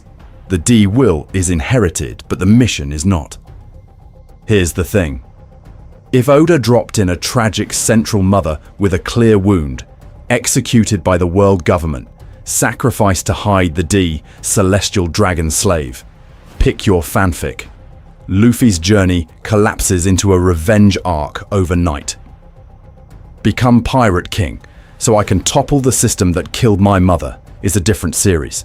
Still good, still cathartic, but it narrows the scope of his freedom from cosmic to personal. It turns the One Piece from an unknown possibility into a glorified headstone. And I need you to be very honest with me for a second. That version is safer. It makes emotional sense. It gives you a clean answer to why is he like this. This is fine as a coping mechanism, but as actual story analysis, it's denial. Denial of how radical Luffy's freedom really is. So Oda cheats. He removes the named, plot-critical mother and slips in Makino instead. From chapter 1, she's feeding him, bandaging him, yanking him off the counter when he's being an idiot. She worries when Shanks bets his arm on this rubber idiot. She cries when he leaves. But listen to me. She never makes him promise anything. No, come back alive. No, be a good boy. No, don't become a pirate. She just lets him go. That's insane. In a world where Belle-Mère literally dies to protect her girls, where Olvia abandons Robin to save the Void Century's history, where Rouge carries Ace past the limit of human endurance, the maternal pattern is sacrifice that creates obligation. Makino flips it. She absorbs the fear and refuses to weaponize it into destiny. When you line those panels up, Fuchsia's bar, Ace and Sabo's cups, Garp dropping Luffy off, you get the most dangerous kind of mother a D can have. Someone who loves him deeply and still refuses to own his future. In One Piece, that's not an absence. That's a design choice. And if the freest man on the seas is raised by someone who never claims him, what happens when he finally reaches a weaponized treasure built to claim the whole world? Counter theory, speedrun, celestial dragon, mom, revolutionary mom, and why they fail. So now that we've put a giant designed absence sign over Luffy's mom, we need to talk about the two big fandom comfort theories that keep trying to drag her back into the spotlight with maximum fireworks. Celestial Dragon Mom. You know this one. Luffy's mother is a Tenryubito, maybe even a direct descendant of some ancient Imu-adjacent bloodline. Politically, it's juicy. The irony of a D born from a so-called god. The narrative symmetry of the freest man coming from the most caged lineage. The potential for a world-shaking reveal, where the world government realizes the guy punching their weaponized history machine is technically royalty. On paper, that's prestige drama. That's the HBO cut of One Piece. Here's the thing. When you line those panels up with what Oda actually says and does, it collapses. Oda has been very blunt in SBS. He's already decided what Luffy's mother is like, but she's not important to the story. Not hidden, not, I can't tell you because spoilers, just not important. You cannot square secret celestial dragon bloodline bomb with not important unless you think Oda is lying to your face about his own thematic priorities. And I say that with love. The D are framed over and over as the antithesis of aristocracy. They're the storm that wipes out the self-proclaimed gods, the natural enemies of that entire system. If you make Luffy half Tenryubito, you flatten that into, actually the revolution is still about special royal blood. We already have Sabo for noble rebellion. We literally watched him reject his class, get killed for it, then resurface inside the revolutionary army. That's the clean version of that idea. Giving Luffy a celestial dragon mom is just stapling Sabo's arc to a character who never once acts like that history matters to him. Okay, but what about Revolutionary Queen Mom? Dragon's partner is some legendary commander, a martyred leader whose will Luffy is unknowingly carrying. Double dose of revolution, double dose of destiny. On the surface, it tracks. Dragon is the world's most wanted man. The Void Century is a weaponized secret. So obviously his kid's other parent has to be an ideological nuke too, right? Listen to me. This is fine as a coping mechanism, but as actual story analysis, it's denial. Dragon already overclocks the inherited will of rebellion slot. We have Olvia dying for history, Otohime dying for coexistence, Rouge dying to protect the Pirate King's blood. The board is full of martyred moms whose deaths prop up grand causes. If you turn Luffy's mother into Revolutionary Queen number 4, you're just photocopying motifs until the ink runs out. More importantly, Luffy never talks like a kid raised in an ideological shrine. He doesn't quote Dragon. He doesn't reference some fallen heroine. His language is meat, friends, adventure, freedom. Not because I am smarter than you, but because Oda is boringly consistent about this. When a character's parent is a big ideological deal, we feel that weight in their mouth. With Luffy, it's just not there. So yes, these theories are fun as fan fiction. They scratch the everything must be maximum drama itch. But as readings of the actual story, they ignore Oda's patterns in favor of shock value. And once you clear them off the board, Makino doesn't just remain plausible. She becomes the only answer that actually matches how One Piece treats blood, will, and who gets to claim you. Which means the real question isn't, who is Luffy's mum? It's why Oda made his mother figure a powerless bartender in a nowhere village. And what that does to the ending when he reaches a power that can rewrite the entire world. But Makino has her own kid now. And that's the point. And this is where Makino's baby drives people off a cliff. Because the instant that panel drops, you can feel a chunk of the fandom go, okay, she's just a side character now, she has her own family, theory over. And I need you to be very honest with me for a second. That reaction is not coming from the story. That's coming from a very narrow, very real-world idea of what a mom is allowed to be. Here's the thing. In One Piece, motherhood has never been a one-slot job. Belle-Mère doesn't stop being Nami's mum because she also takes in Nojiko. Otohime doesn't become less of a queen or less of a mother because she has multiple princes and a princess running around her ankles. Dadan isn't disqualified as a mother figure the second she adds Sabo to the Ace and Luffy disaster pile. If anything, Oda keeps escalating them. More kids, more chaos, more responsibility. So when people say, Makino has her own kid now, she can't be Luffy's mum in any sense, this is fine as a coping mechanism, but as actual story analysis, it's denial. Not because I'm smarter than you, but because when you line those panels up, Oda is screaming the opposite. Think about how we even learn she has a baby. Post Marineford, the world is reacting to Ace's death and Luffy's survival. We cut back to Fuchsia. Makino is crying over the news of Ace and Luffy, while holding her own child. That's not random domestic flavor. That is a visual equation. This baby in her arms and these two boys out at sea occupy the same emotional category for her. They are all my kids. Oda could have shown her behind a bar, wiping a glass, saying, "Those boys." He doesn't. He literally upgrades her from village big sister to textual mother by putting a child in her arms at the exact moment the story is screaming about the tragedy of the D brothers. Listen to me. Giving Makino a baby on screen doesn't close off the theory. It literalizes what she already was thematically. She has always been the nurturer, the caregiver, the person who feeds Luffy, patches him up, yells at him, defers to Garp, but also stands up to mountain bandits. Her life has always revolved around protecting the next generation. The baby just makes the metaphor impossible to miss. And Oda loves doing this. He'll take a role that's been operating in the background. Roger as just a pirate, the One Piece as just treasure, Dadan as just a bandit, and then snap it into focus as something ancient, structural, dangerous. Makino's baby is that snap. So the question stops being, is she Luffy's mum or this kid's mum? And becomes, why did Oda want her motherhood on the record right before the story pivots into Void Century revelations and world reset weapons?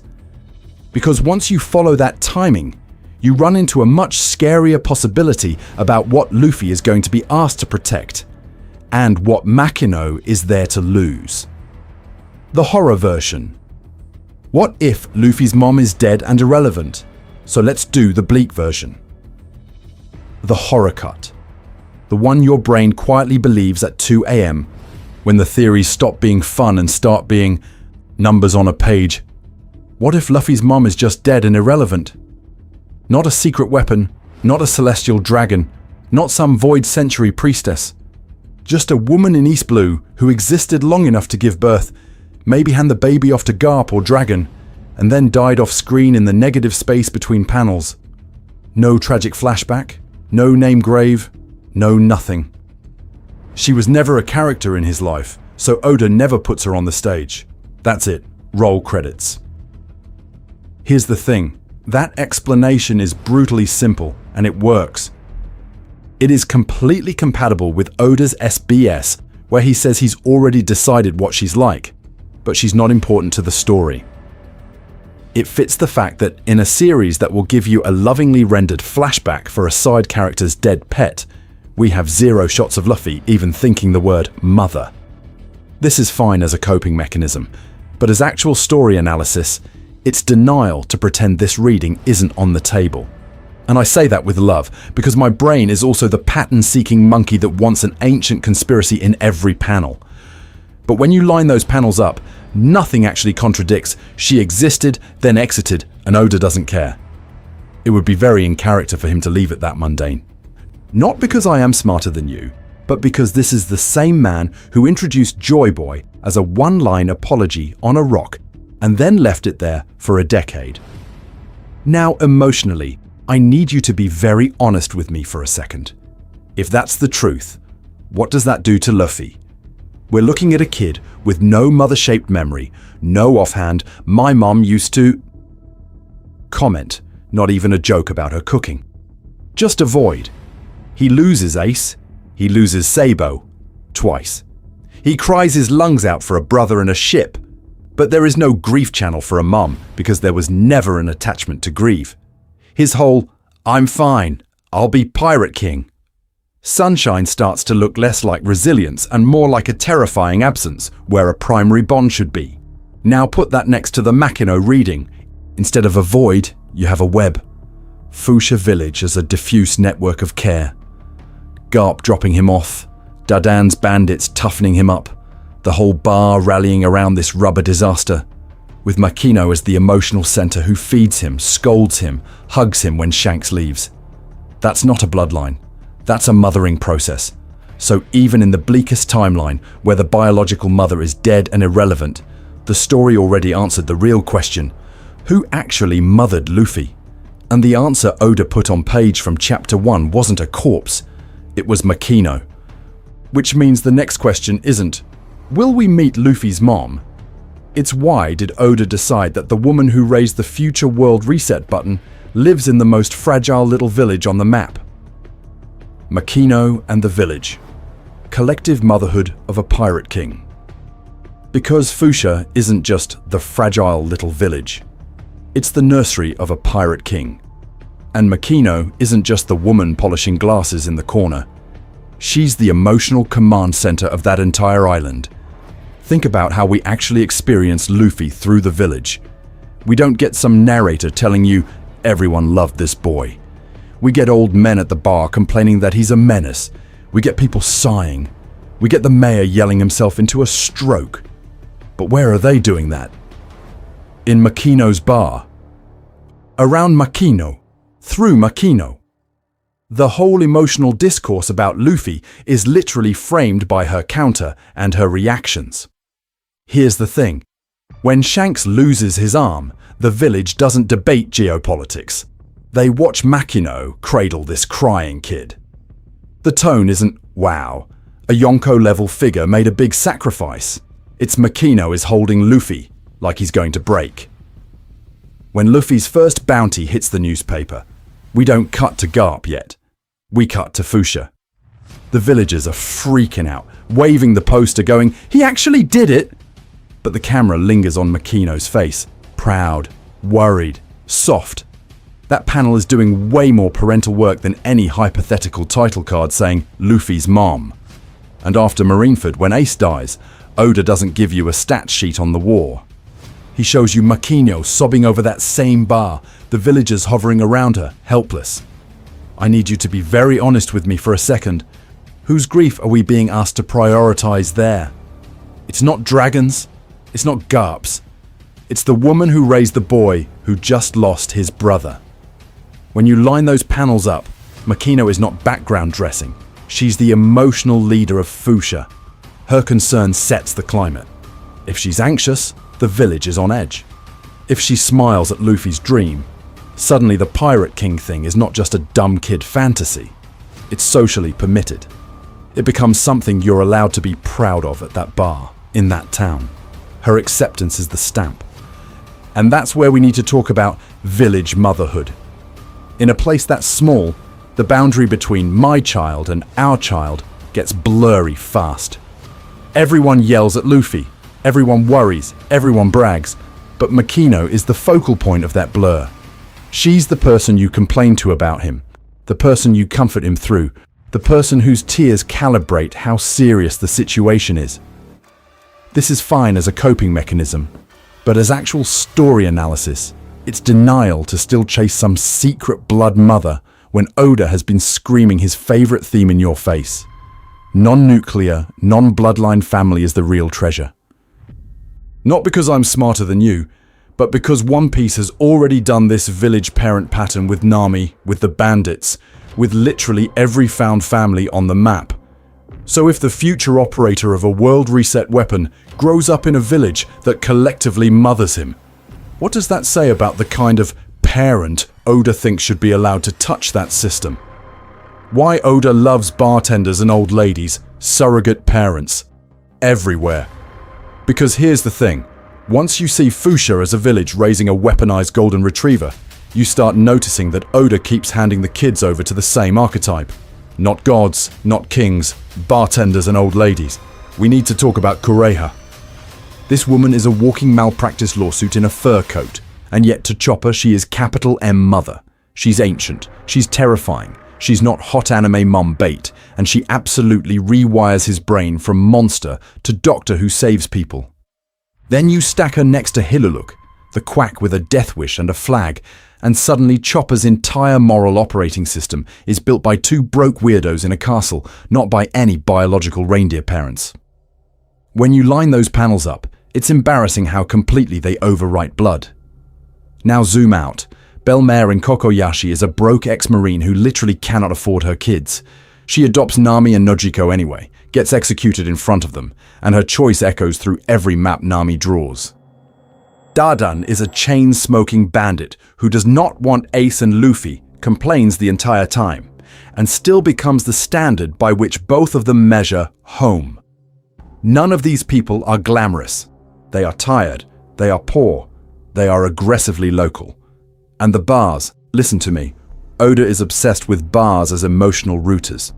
Makino's place in Fuchsia, the bar in Kokoyashi, those little counter spaces where pirates, marines and kids all mix. The bartender is never just NPC who pours drinks.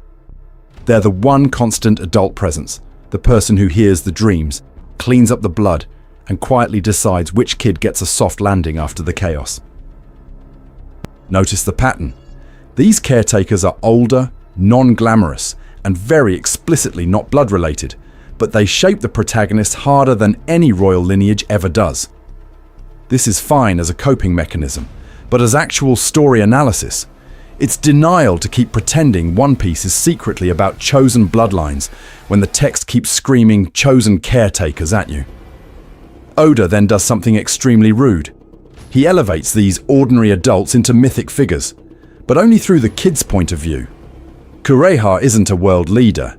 In Chopper's memory, she may as well be an ancient weapon of medicine. Hiluluk's flag is literally just cloth, and yet Chopper treats it like a national treasure.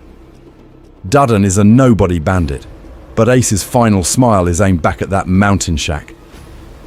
So where does Makino sit in this lineage? She's the bartender who becomes the emotional mother of a future pirate king by doing the least cinematic thing imaginable, showing up every single day. She feeds Luffy, scolds him, patches him up after Shanks leaves, negotiates between him and Garp, and keeps the bar open as the emotional hub of a village that's accidentally incubating the guy who will stand over a Void Century weapon and have to choose what to do. I need you to be very honest with me for a second. If you start reading One Piece as a story about these quiet caretakers instead of just the flashy fighters, the entire series tilts, power scales flatten, bloodlines get demoted, and Makino, who you've been treating as background furniture since chapter 1, suddenly walks to the front row and refuses to leave. And if Oda has been doing that on purpose, then the "where is Luffy's real mom" question stops being cute trivia and starts sounding like we've missed the actual answer on page 1. Pattern check. Does the Makino as mom model break anything? So before we all move into Makino truthers territory, we actually have to do the boring thing. Try to break it. If Makino is Luffy's mother in function, maybe even in fact, does that snap anything in the story? Or does it just snap our headcanon? First, age. Timeline. The math that everyone suddenly becomes a forensic accountant for, but only when they don't like a theory. In chapter 1, Makino reads as early 20s. Young adult, running the bar, no age jokes, no old hag gags. Luffy is 7. Fast forward to post Marineford, chapter 582. Ace is dead, Garp is grieving, and Makino shows up older, softened, holding her own baby. She looks, early 30s pushing mid. That is exactly what you'd expect from a woman who helped raise a kid a decade ago and is now starting her own family. It's not a glitch, it's a straight line. Here's the thing. If you try to make her Luffy's biological mum, the only real requirement is that she could have given birth in her mid-teens. Is that dark? Yes. Is it tragically on brand for One Piece's ancient war-torn world? Also, yes. But we don't even need that to work. All we need is Makino was old enough to be a stable caretaker when Luffy was small, and still young enough to be a new mom later. When you line those panels up, that's exactly what Oda draws. So, dialogue. Is there a smoking gun where someone says, Luffy's mother is dead, or she lives on planet Zanisha, don't worry about it? No. What we have is Oda in SBS saying he's decided what Luffy's mother is like, and also saying she's not important to the story. In the text, Garp talks about dumping Luffy with Dadan. Dragon never brings up a wife. Nobody in Fuchsia goes, too bad his poor mother. It's a studied absence, an outline around a missing piece, not a contradiction of Makino. I need you to be very honest with me for a second. If Oda wanted you to think Luffy's mom is dead, do you really believe he'd resist the urge to draw a tragic grave or a sepia flashback? This man weaponizes parent graves for breakfast. The fact that he doesn't is data. But she never says she's his mum. Right. She also never says, hi, I am the emotional core of this village and the first safe harbor of the future Pirate King. And yet the story frames her that way anyway. She feeds him, shields him from Higuma, cries when he leaves, is the adult Shanks trusts with this rubber disaster child. That is motherhood behavior, even if nobody hangs a sign on it. This is fine as a coping mechanism, but as actual story analysis, it's denial. You're prioritizing a missing label over on-page function. Not because I'm smarter than you, but because Oda has spent 25 years telling you that chosen family beats bloodline, and you still want a DNA test. So no, the Makino as mother function model doesn't require retcons. It just requires you to read behavior and framing as seriously as you read Void Century lore dumps and ancient weapon blueprints. And if that still feels too clean, then we need to talk about the one place the theory actually does get dangerous. What it implies about Dragon, Garp, and who abandoned whom. The One Piece isn't treasure, and Luffy's mom isn't a twist. And this is where the One Piece thesis and the Luffy's mom thesis snap together like two halves of the same broken brain cell. You already know my whole deal about the treasure. The One Piece is not just a chest of gold. It's not a punchline. It's not a metaphorical friendship was the real treasure. It is a system component. It's wired into Void Century tech, ancient weapons, the Red Line, sea levels, the entire planetary operating system. Treating it like a gag prize actively makes Roger's entire life arc stupid. Here's the thing. You are making the exact same mistake with Luffy's mom. When you talk about her like she's a twist, like she's going to walk in at chapter 1150 with a dun dun dun, I was a celestial dragon all along, you're doing One Piece's just treasure brain again. You flatten the story. You turn a carefully built emotional architecture into a jump scare. This is fine as a coping mechanism, but as actual story analysis, it's denial. The interesting part of the One Piece is not what it looks like, it's what it does. Does it trigger Pluton, sync with Poseidon, unlock Uranus, rewrite geography, force a decision on Luffy about whether to press the world reset button? That's where the story lives. Function over reveal. Same with the mother question. The interesting part is not, who is the egg donor? The interesting part is, what does the mother function do to Luffy's psyche? Who fed him? Who comforted him when Shanks left? Who normalized his weird rubber kid energy as something that could exist in this world without being executed by the Marines? And when you line those panels up, Makino is to Luffy's heart what the One Piece is to the world. A quiet background system component everyone underestimates because it isn't flashy. She's in chapter 1, pouring drinks, wiping his face, scolding him, backing him against Higuma, standing there when Garp drops this feral child off like a stray dog. She's the emotional red line, holding that little East Blue ecosystem together. I need you to be very honest with me for a second. If Oda had wanted Luffy's mom to be a twist, would he really have spent 25 years giving the not important to the story woman cozy, domestic panels, a baby on her hip during the time skip, and a permanent anchor in Fuchsia Village? For nothing? My brain is broken, yes, but it's broken in a very specific pattern-seeking way, and Oda keeps feeding it. Not because I am smarter than you, but because he writes like an engineer, not a magician. If you stop reading One Piece like a scavenger hunt for secrets and start reading it like a design machine, Makino lights up on the blueprint. And once you accept that, the Dragon and Garp problem stops being trivia and starts being terrifying. Because if Makino is the mother system, then what exactly were those two doing while she ran it? Anticipating the pushback, you're overthinking a bartender. So this is the point where I can feel some of you backing away from the screen like, all right, man, you lost me. You're out here reverse engineering the emotional plumbing of a bartender. And listen to me. That reaction is valid. Take it seriously, because I hear the voice in your head. It's not that deep. She's just a side character. Oda doesn't think that hard about bartenders. And I say that with love. Those are real questions, not just dunkable takes. If One Piece were written like a disposable Saturday morning cartoon, I would agree with you. You don't dissect the symbolism of the guy selling hot dogs in episode 1. But here's the thing. Oda is not that kind of lazy.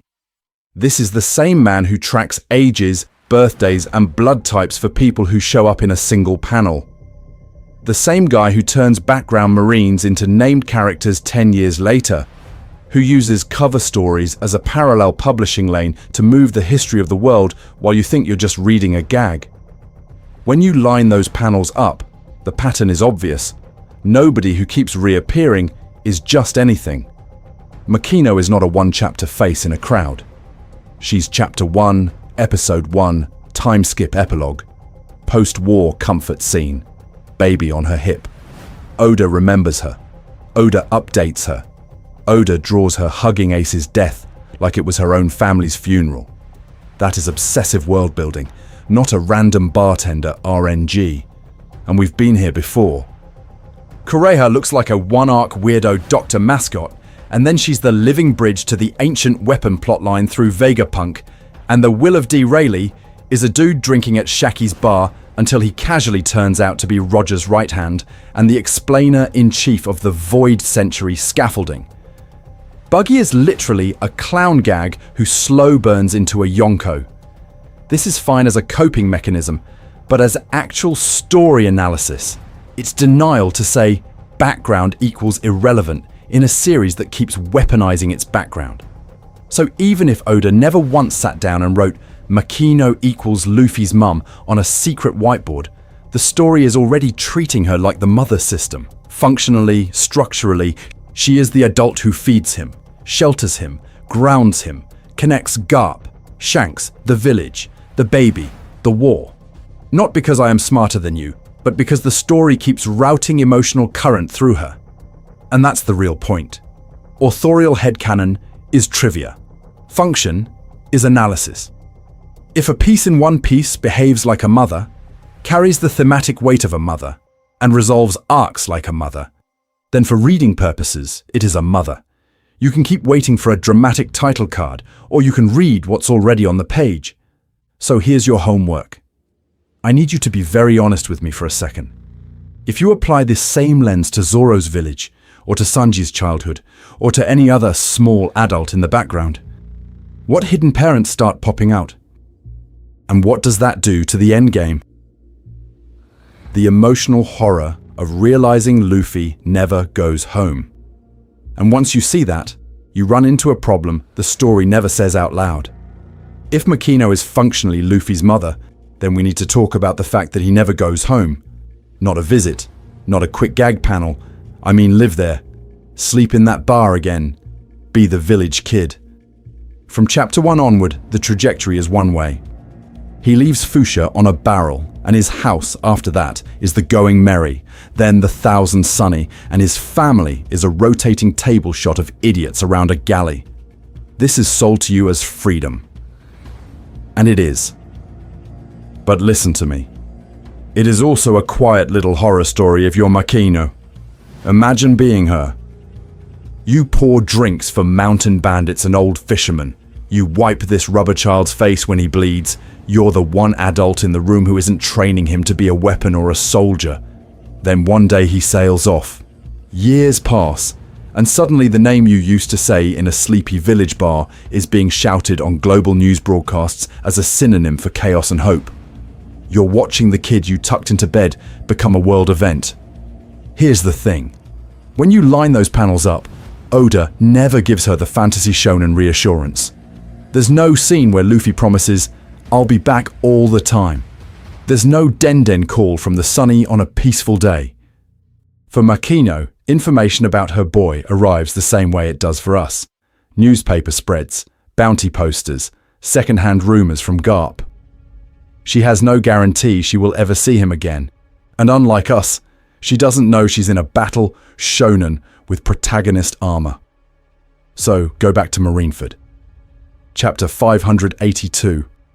Makino crying in the bar after Ace dies, after Luffy breaks. Fandom reads that as, "Oh, she's sad for them." This is fine as a coping mechanism, but as actual story analysis, it's denial.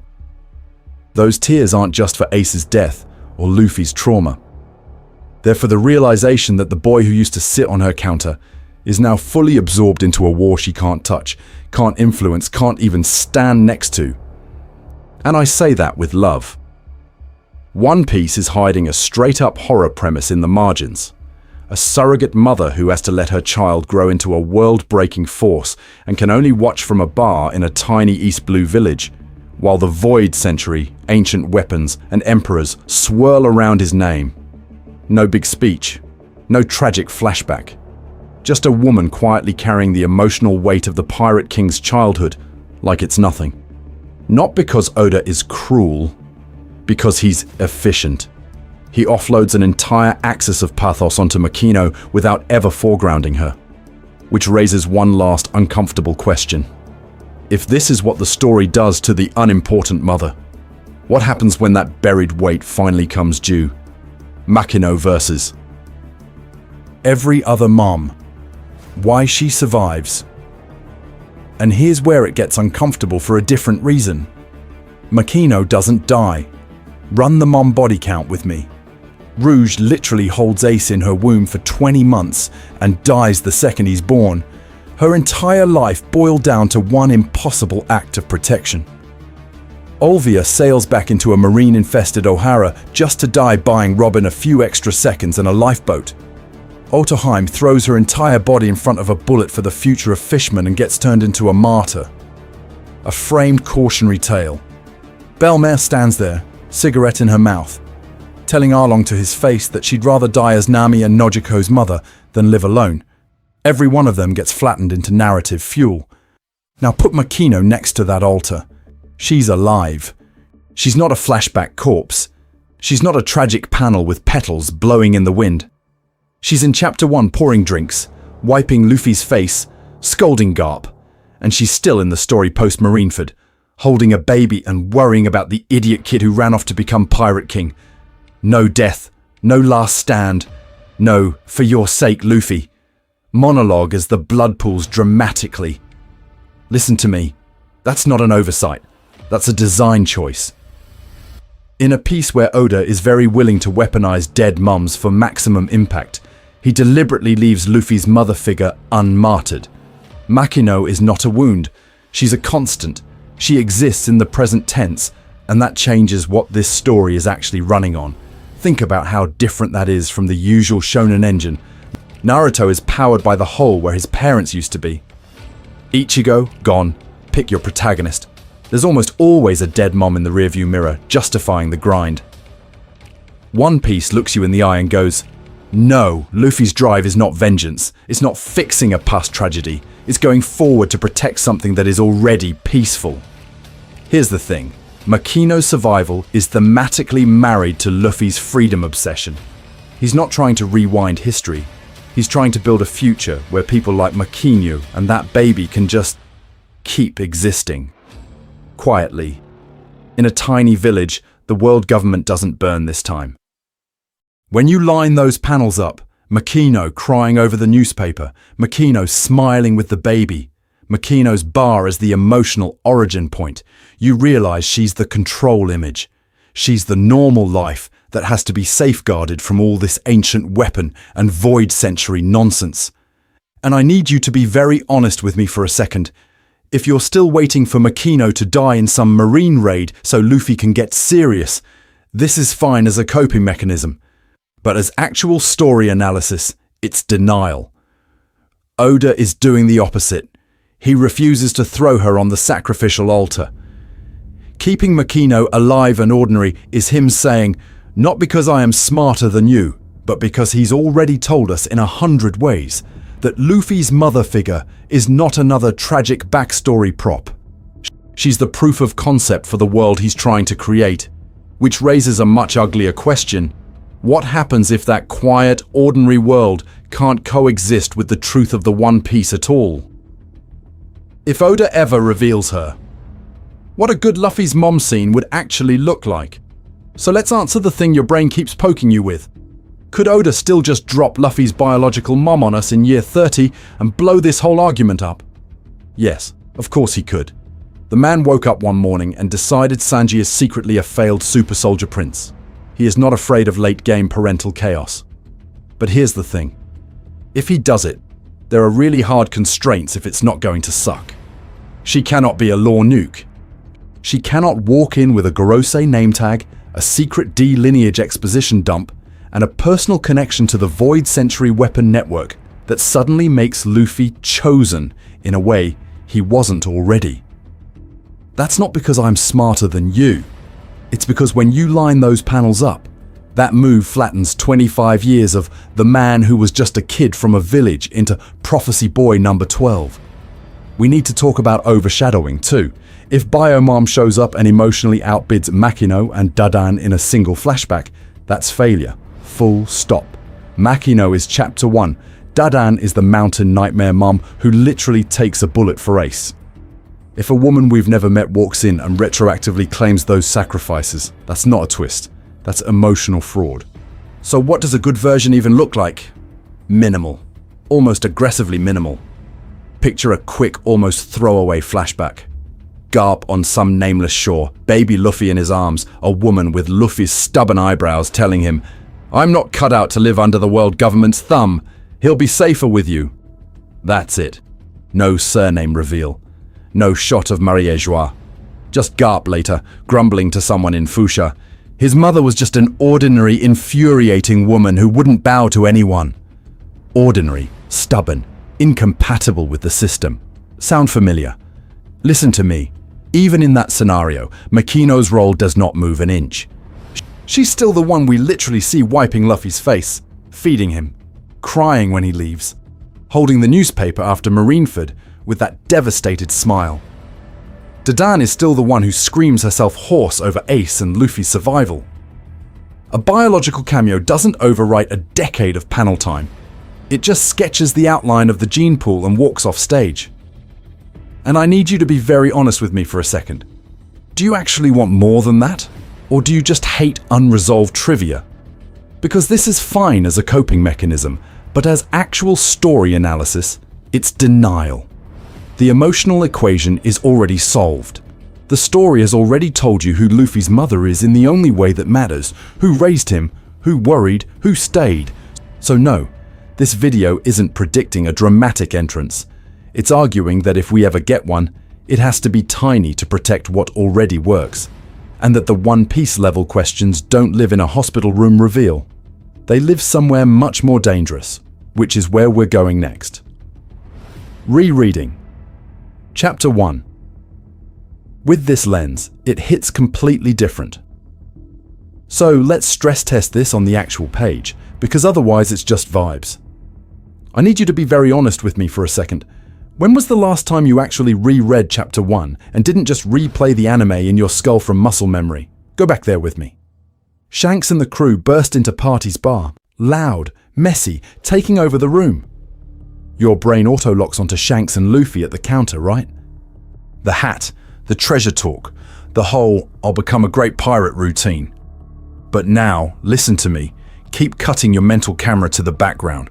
To Makino, Shanks is laughing off Higuma, the bandits are wrecking the place, Luffy is puffing his chest, and Makino is doing three things at once: pouring drinks, diffusing tension, and side-eyeing this rubber child who has clearly imprinted on the world's worst role model.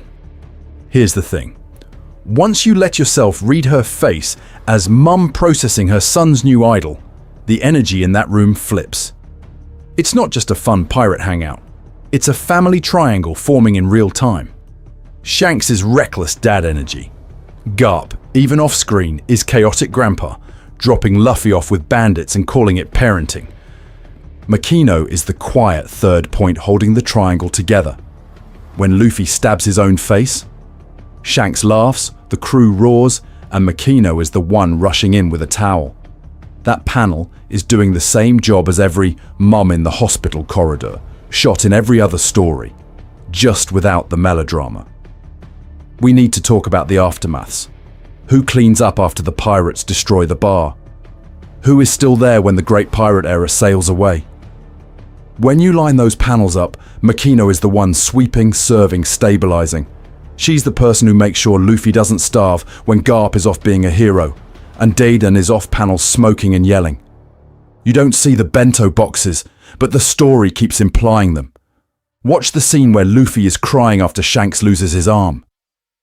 Shanks does the big symbolic gesture, the hat, the promise. But look at the margins. Makino holding Luffy. Makino's expression not as, "Wow, pirates are cool," but "My kid almost died." And this is the man he's modeling himself after. This is fine as a coping mechanism, but as actual story analysis, it's denial to pretend she's just nice bar lady. Once you let Makino be the quiet third parent, the prologue stops being a disconnected fun tavern episode and becomes a carefully balanced parenting ecosystem Oda built from page 1. Not because I'm smarter than you, but because Oda is mean to our pattern-seeking brains. So here's my challenge. After this video, actually reread Chapter 1 and the Fuchsia flashbacks and try to unsee Makino as Luffy's mother figure. Spoiler, you won't. And that's where this gets dangerous for how we read everything that comes after. From Fuchsia to Egghead. How this changes the endgame. So if you can't unsee Makino as Luffy's mother figure in Fuchsia, we need to talk about what happens when that woman is still standing there at the finish line. Because this isn't just a cute headcanon you slap on a Twitter banner. If Makino is the emotional baseline of the story, then the endgame has to come back to her. Picture the epilogue. The final war is over. The One Piece system is resolved. Imu is dust. Whatever. Somewhere in that quiet denouement, A news coup drops a paper on the bar in Fuchsia. We don't even have to see the headline. We just see Makino's hands shake as she reads Straw Hat Luffy and World in the same sentence. Here's the thing. Oda has already storyboarded this beat once. Post Marineford, Makino crying over Luffy's wanted poster is one of the most devastating civilian reaction shots in the series. When you line those panels up with a hypothetical final chapter version, older Makino, maybe a few more lines on her face, her own child toddling around the bar, that's not just nostalgia. That's payoff on a 1,000 chapter parenting arc. And now layer Egghead on top of that image. Vegapunk's broadcast, the Void Century info dump, the revelation that the world is literally built on an ancient weaponized infrastructure designed to control seas and crush dissidents. The same system that murdered Olvia for being a scholar, that let Otohime get shot in a rigged accident, that forced Rouge to kill herself just to give her son a chance. Luffy is not just punching a dragon because it looks cool. He is dismantling the machine that eats mothers. I need you to be very honest with me for a second. Once you accept that, can you really read the final war as a purely abstract freedom versus oppression vibe battle? This is fine as a coping mechanism, but as actual story analysis, it's denial. The stakes aren't just can pirates sail wherever. The stakes are, does someone like Makino ever have to hand her baby to a marine and pray again?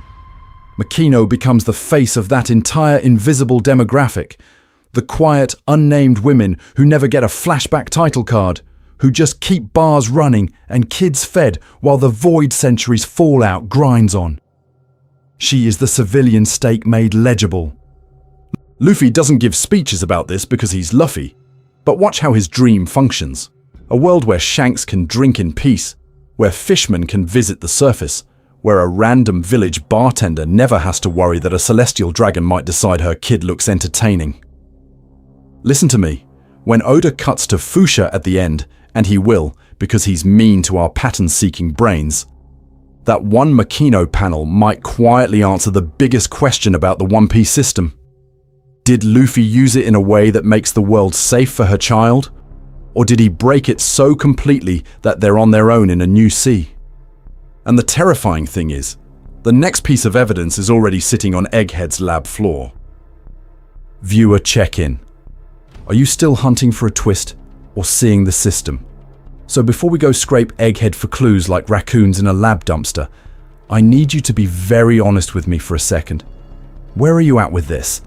Like, emotionally. Are you still waiting for the giant title card?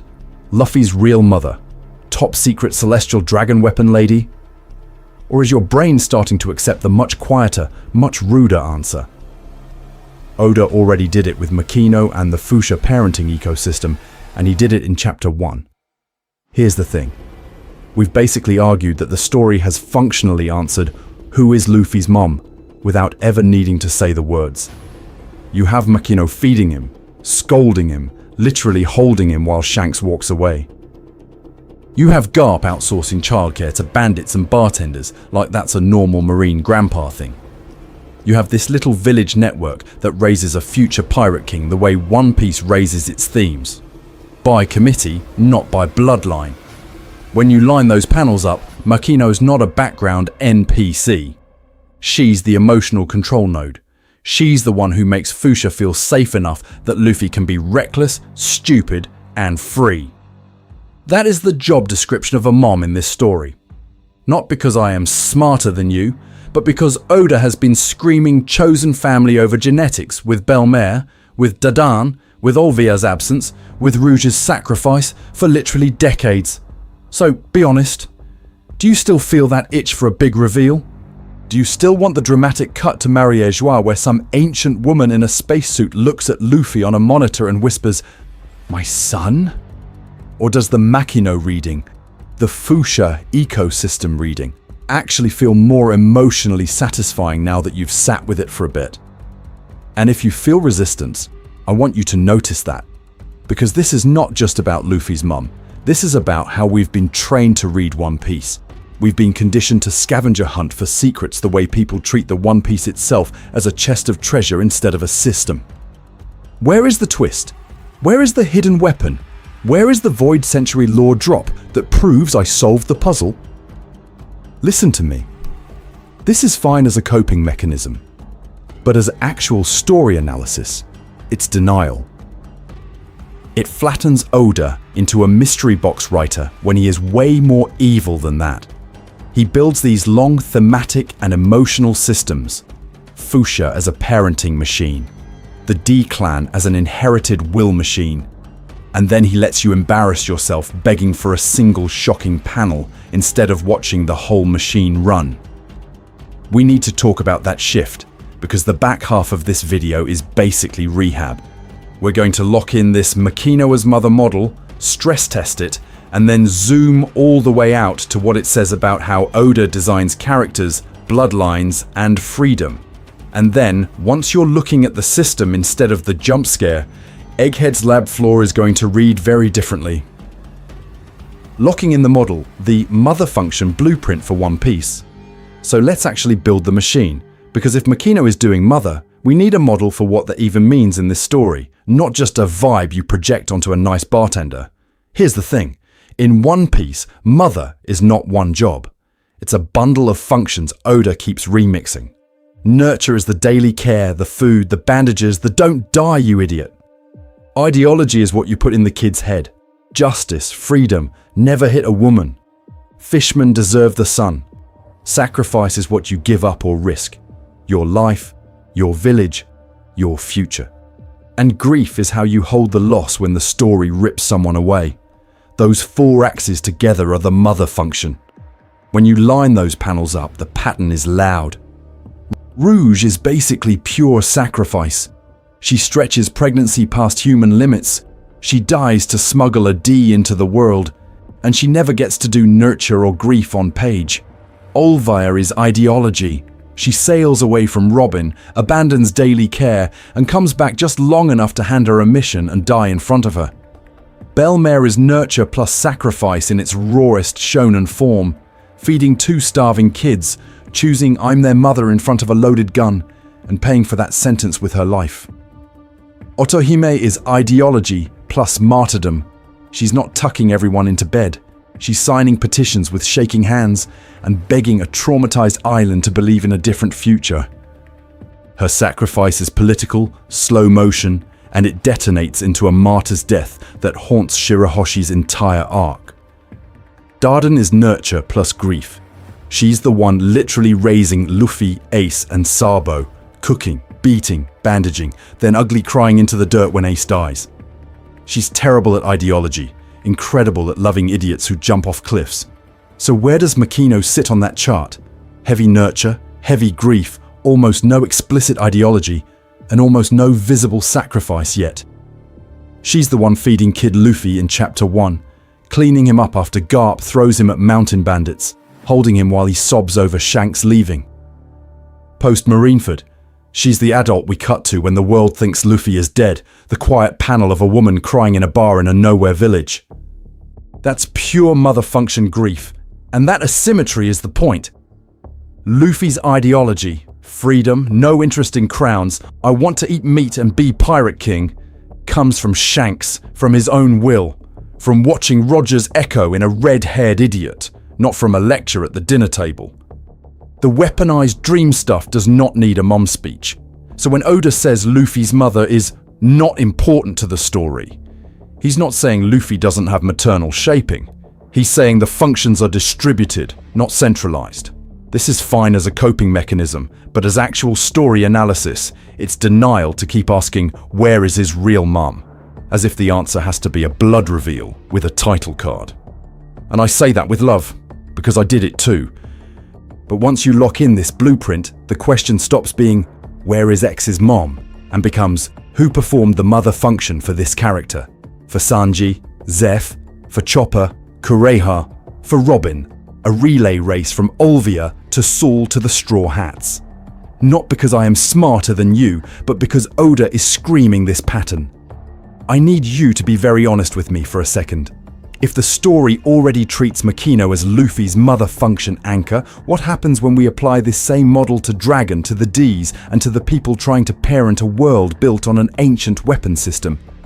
That's where this gets dangerous. Why this reading makes One Piece better and harder to flatten. That's where this gets dangerous. But it's also where the series gets better. Because once you accept Makino as mother in function, you can't just sit there waiting for Oda to throw you a lore bone with a tragic flashback and a title card. You have to actually watch the story he already drew. Here's the thing. This reading forces you to care about the quiet panels you usually skim. Makino wiping Luffy's face. Makino arguing with Garp. Makino pouring Shanks a drink while Luffy stares, soaking in that dynamic. Those aren't just vibes. They're the operating manual for this kid's emotional software. If you're only alive for the exposition bombs, Void Sentry reveal when, ancient weapon hype when, you miss the way Oda hides the answers in who is holding the crying child, not who is holding the sword. Fuchsia, under this lens, stops being generic starter village number 12. It becomes a test chamber. The bar, the bandit hideout, the pier, the windmill, they're all stations in a little ecosystem designed to raise a future chaos engine without breaking him. Makino is the safe dock. Dadan is the dangerous sandbox. Garp is the state crashing through the wall. Shanks is the pirate future ringing the bell. When you line those panels up from Chapter 1 to post Marineford, Fuchsia reads less like a tutorial level and more like a microcosm of Luffy's entire support system, compressed into one coastline. And that makes Luffy himself way more interesting. He's not a stock shonen protagonist with tragic missing mom stamped on his forehead. He's a kid who was effectively raised by a committee of flawed, loving adults who never got neat labels. No one ever sits him down and says, "I am your mother." They just feed him, hit him when he's stupid, cry when he almost dies, and wait for him to come home. That absence of a single named mother actually matches his whole deal.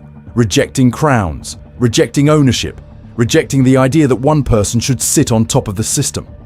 I need you to be very honest with me for a second. Once you see that, you can't flatten this into Luffy's mom is a dead noble or secret queen of the world. This is fine as a coping mechanism, but as actual story analysis, it's denial. You have to talk about Makino, Dadan, Garp, Shanks, Whoop Slap, the whole village as a network that parents him. It's messier, it's harder to meme. It's also exactly how Oda treats every major parent in this story. And the second your brain flips into that mode, function over title, system over twist, you stop treating every mystery as a loot box. The One Piece itself stops being gag treasure versus gold pile, and becomes, what role does this thing play in the ancient weapon system and the world's emotional architecture? Joy Boy, the ancient kingdom, even Dragon as father of the revolution, start reading less like hidden character sheets and more like Makino. Jobs in a structure, pressures on a kid, responsibilities someone either shoulders or dodges. Listen to me, once you read Luffy's mom this way, you're accidentally training yourself to read the Final War, the Void Century, and the One Piece the same way.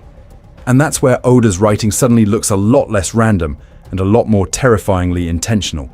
So, who is Luffy's mother? The only honest answer. So let's just rip the bandage off, because we need to talk about the title question you clicked on. Who is Luffy's mother? If by mother you mean the woman who physically gave birth to Monkey D. Luffy, the only honest answer is we probably will never know, and it probably doesn't matter. Oda has literally told you this. In SBS, he says he's already decided what she's like, then immediately follows with, she's not important to the story. That's not a puzzle, that's a boundary. You can keep building Celestial Dragon genealogy charts if you want. This is fine as a coping mechanism, but as actual story analysis, it's denial. Here's the thing, stories tell you what they care about by what they put on panel. From Chapter 1, the adult who feeds Luffy, scolds Luffy, wipes his tears when Shanks leaves, and stands between him and Garp's nonsense is Makino. When you line those panels up, from the bar in Fuchsia to her reaction to Ace's death, You are watching Oda quietly write her as Luffy's emotional mother without ever dropping the word mom. Now, I need you to be very honest with me for a second, because this is where people get defensive. Does that erase Dadan? No, absolutely not. If anything, flattening Dadan into funny bandit ant is way closer to erasure. Dadan is the one who actually houses Luffy, feeds him garbage food, bandages him, beats the hell out of him when he scares her, and sobs when he sails away. In the physical, experiential sense of raising a kid in the woods, she is a mother to Luffy. Plural. Mothers. So no, the point of this video is not to crown a single true mom like we're handing out a shonen parenting award. The point is to reject the idea that the only mother who counts is the one with matching DNA and a tragic flashback where she coughs blood on a flower field. That's a fandom reflex, not because I am smarter than you, but because we've all been trained by 1,000 other series to expect exactly that piece of melodrama. Oda is doing something quieter and honestly much more on theme. He's been writing Makino as the emotional ground Luffy grows out of since page 1. The person who models gentle strength, who never laughs at his dream, who treats this rubber child as a future pirate and not a future weapon. Whether or not he ever prints the word mother in a speech bubble next to her face doesn't change the function she's been serving for 25 years. And listen to me, that answer is uncomfortable. It's not a void century bombshell. It doesn't unlock some ancient weapon bloodline twist. It just asks you to accept that in One Piece, chosen bonds can outrank biology, even at the level of who is your mom. But if you can sit with that, if you can let go of the secret celestial dragon womb theory for 5 minutes, you start noticing something else Oda's been doing in the background. A pattern about parents, gods, and who actually gets to author the next era. Your turn. Rereading One Piece with parent functions in mind. So here's where this stops being my weird Luffy's mom brainworm and becomes your homework. Because once you see the parent system, you can't unsee it. And I need you to be very honest with me for a second. When was the last time you reread One Piece looking for parents instead of power-ups? Pick one straw hat. Just one. Zoro, Nami, Usopp, Sanji, Robin, whoever your comfort character is when the void century discourse gets too loud. Now map them. Who actually did the mother function for them? Who did the father function? Not in the bloodline sense, in the who fed you, who sheltered you, who taught you what freedom and responsibility feel like sense.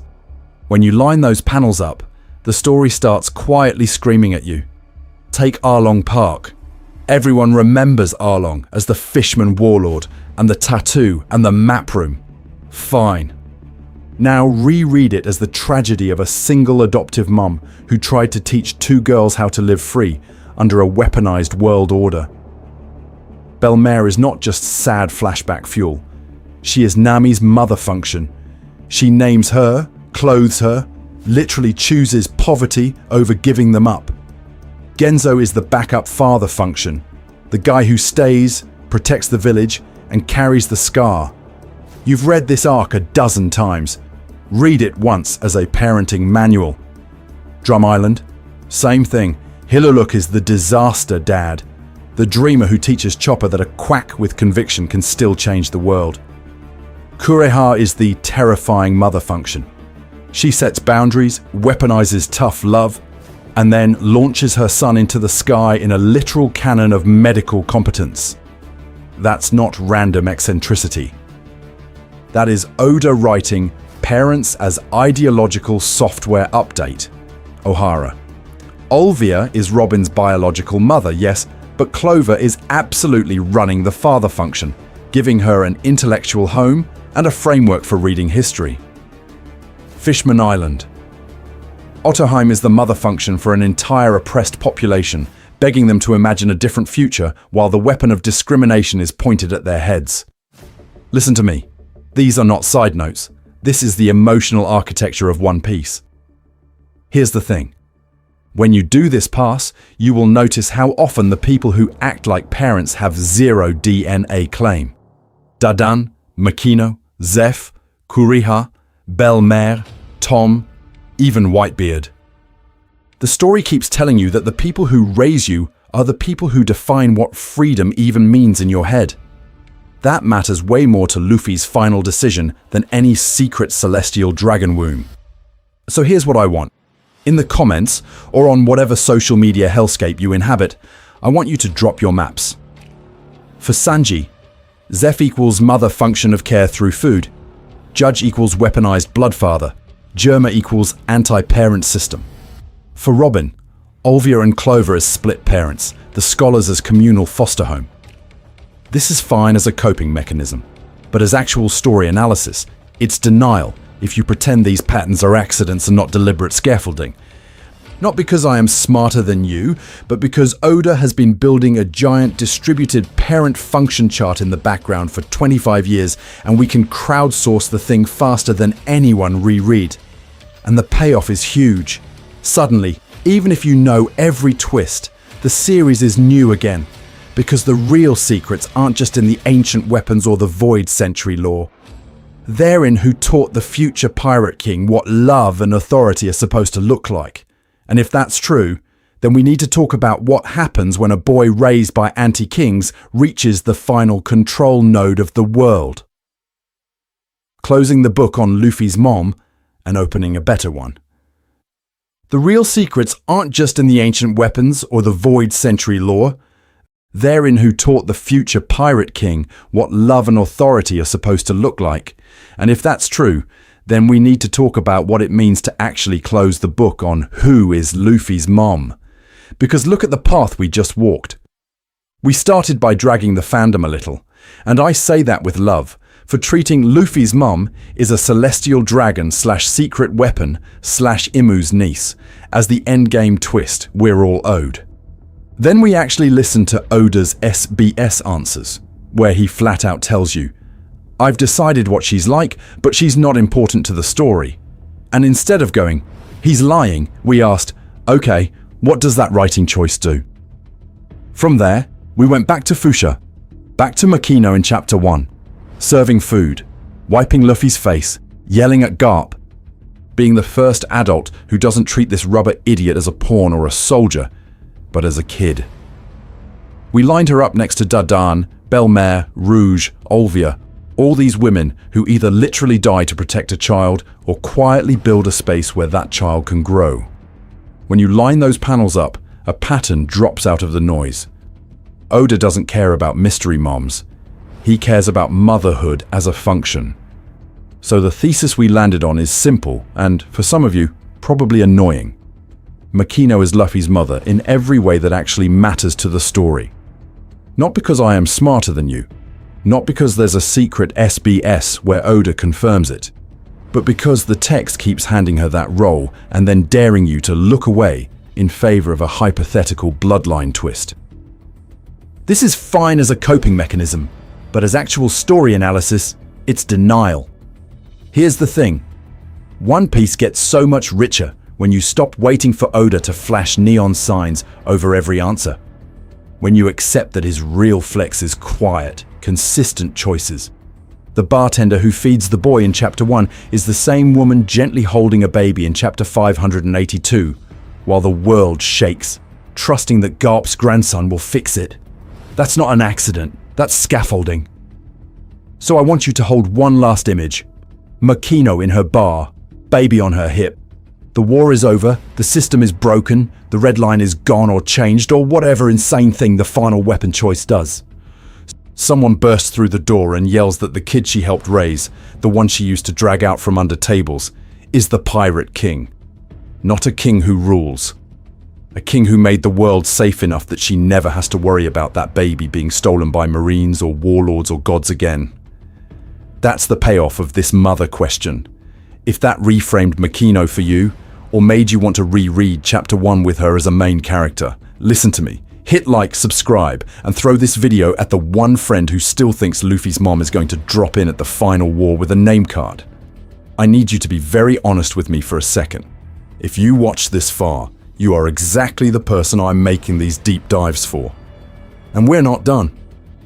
Next up, we're going to talk about Garp's parenting war crimes in detail, and then I want to do a full One Piece Isn't Destiny breakdown. No prophecy cop-outs, just people making choices inside these ancient systems of power. So if you want to keep rereading this story like it actually deserves, I'll see you in the next piece.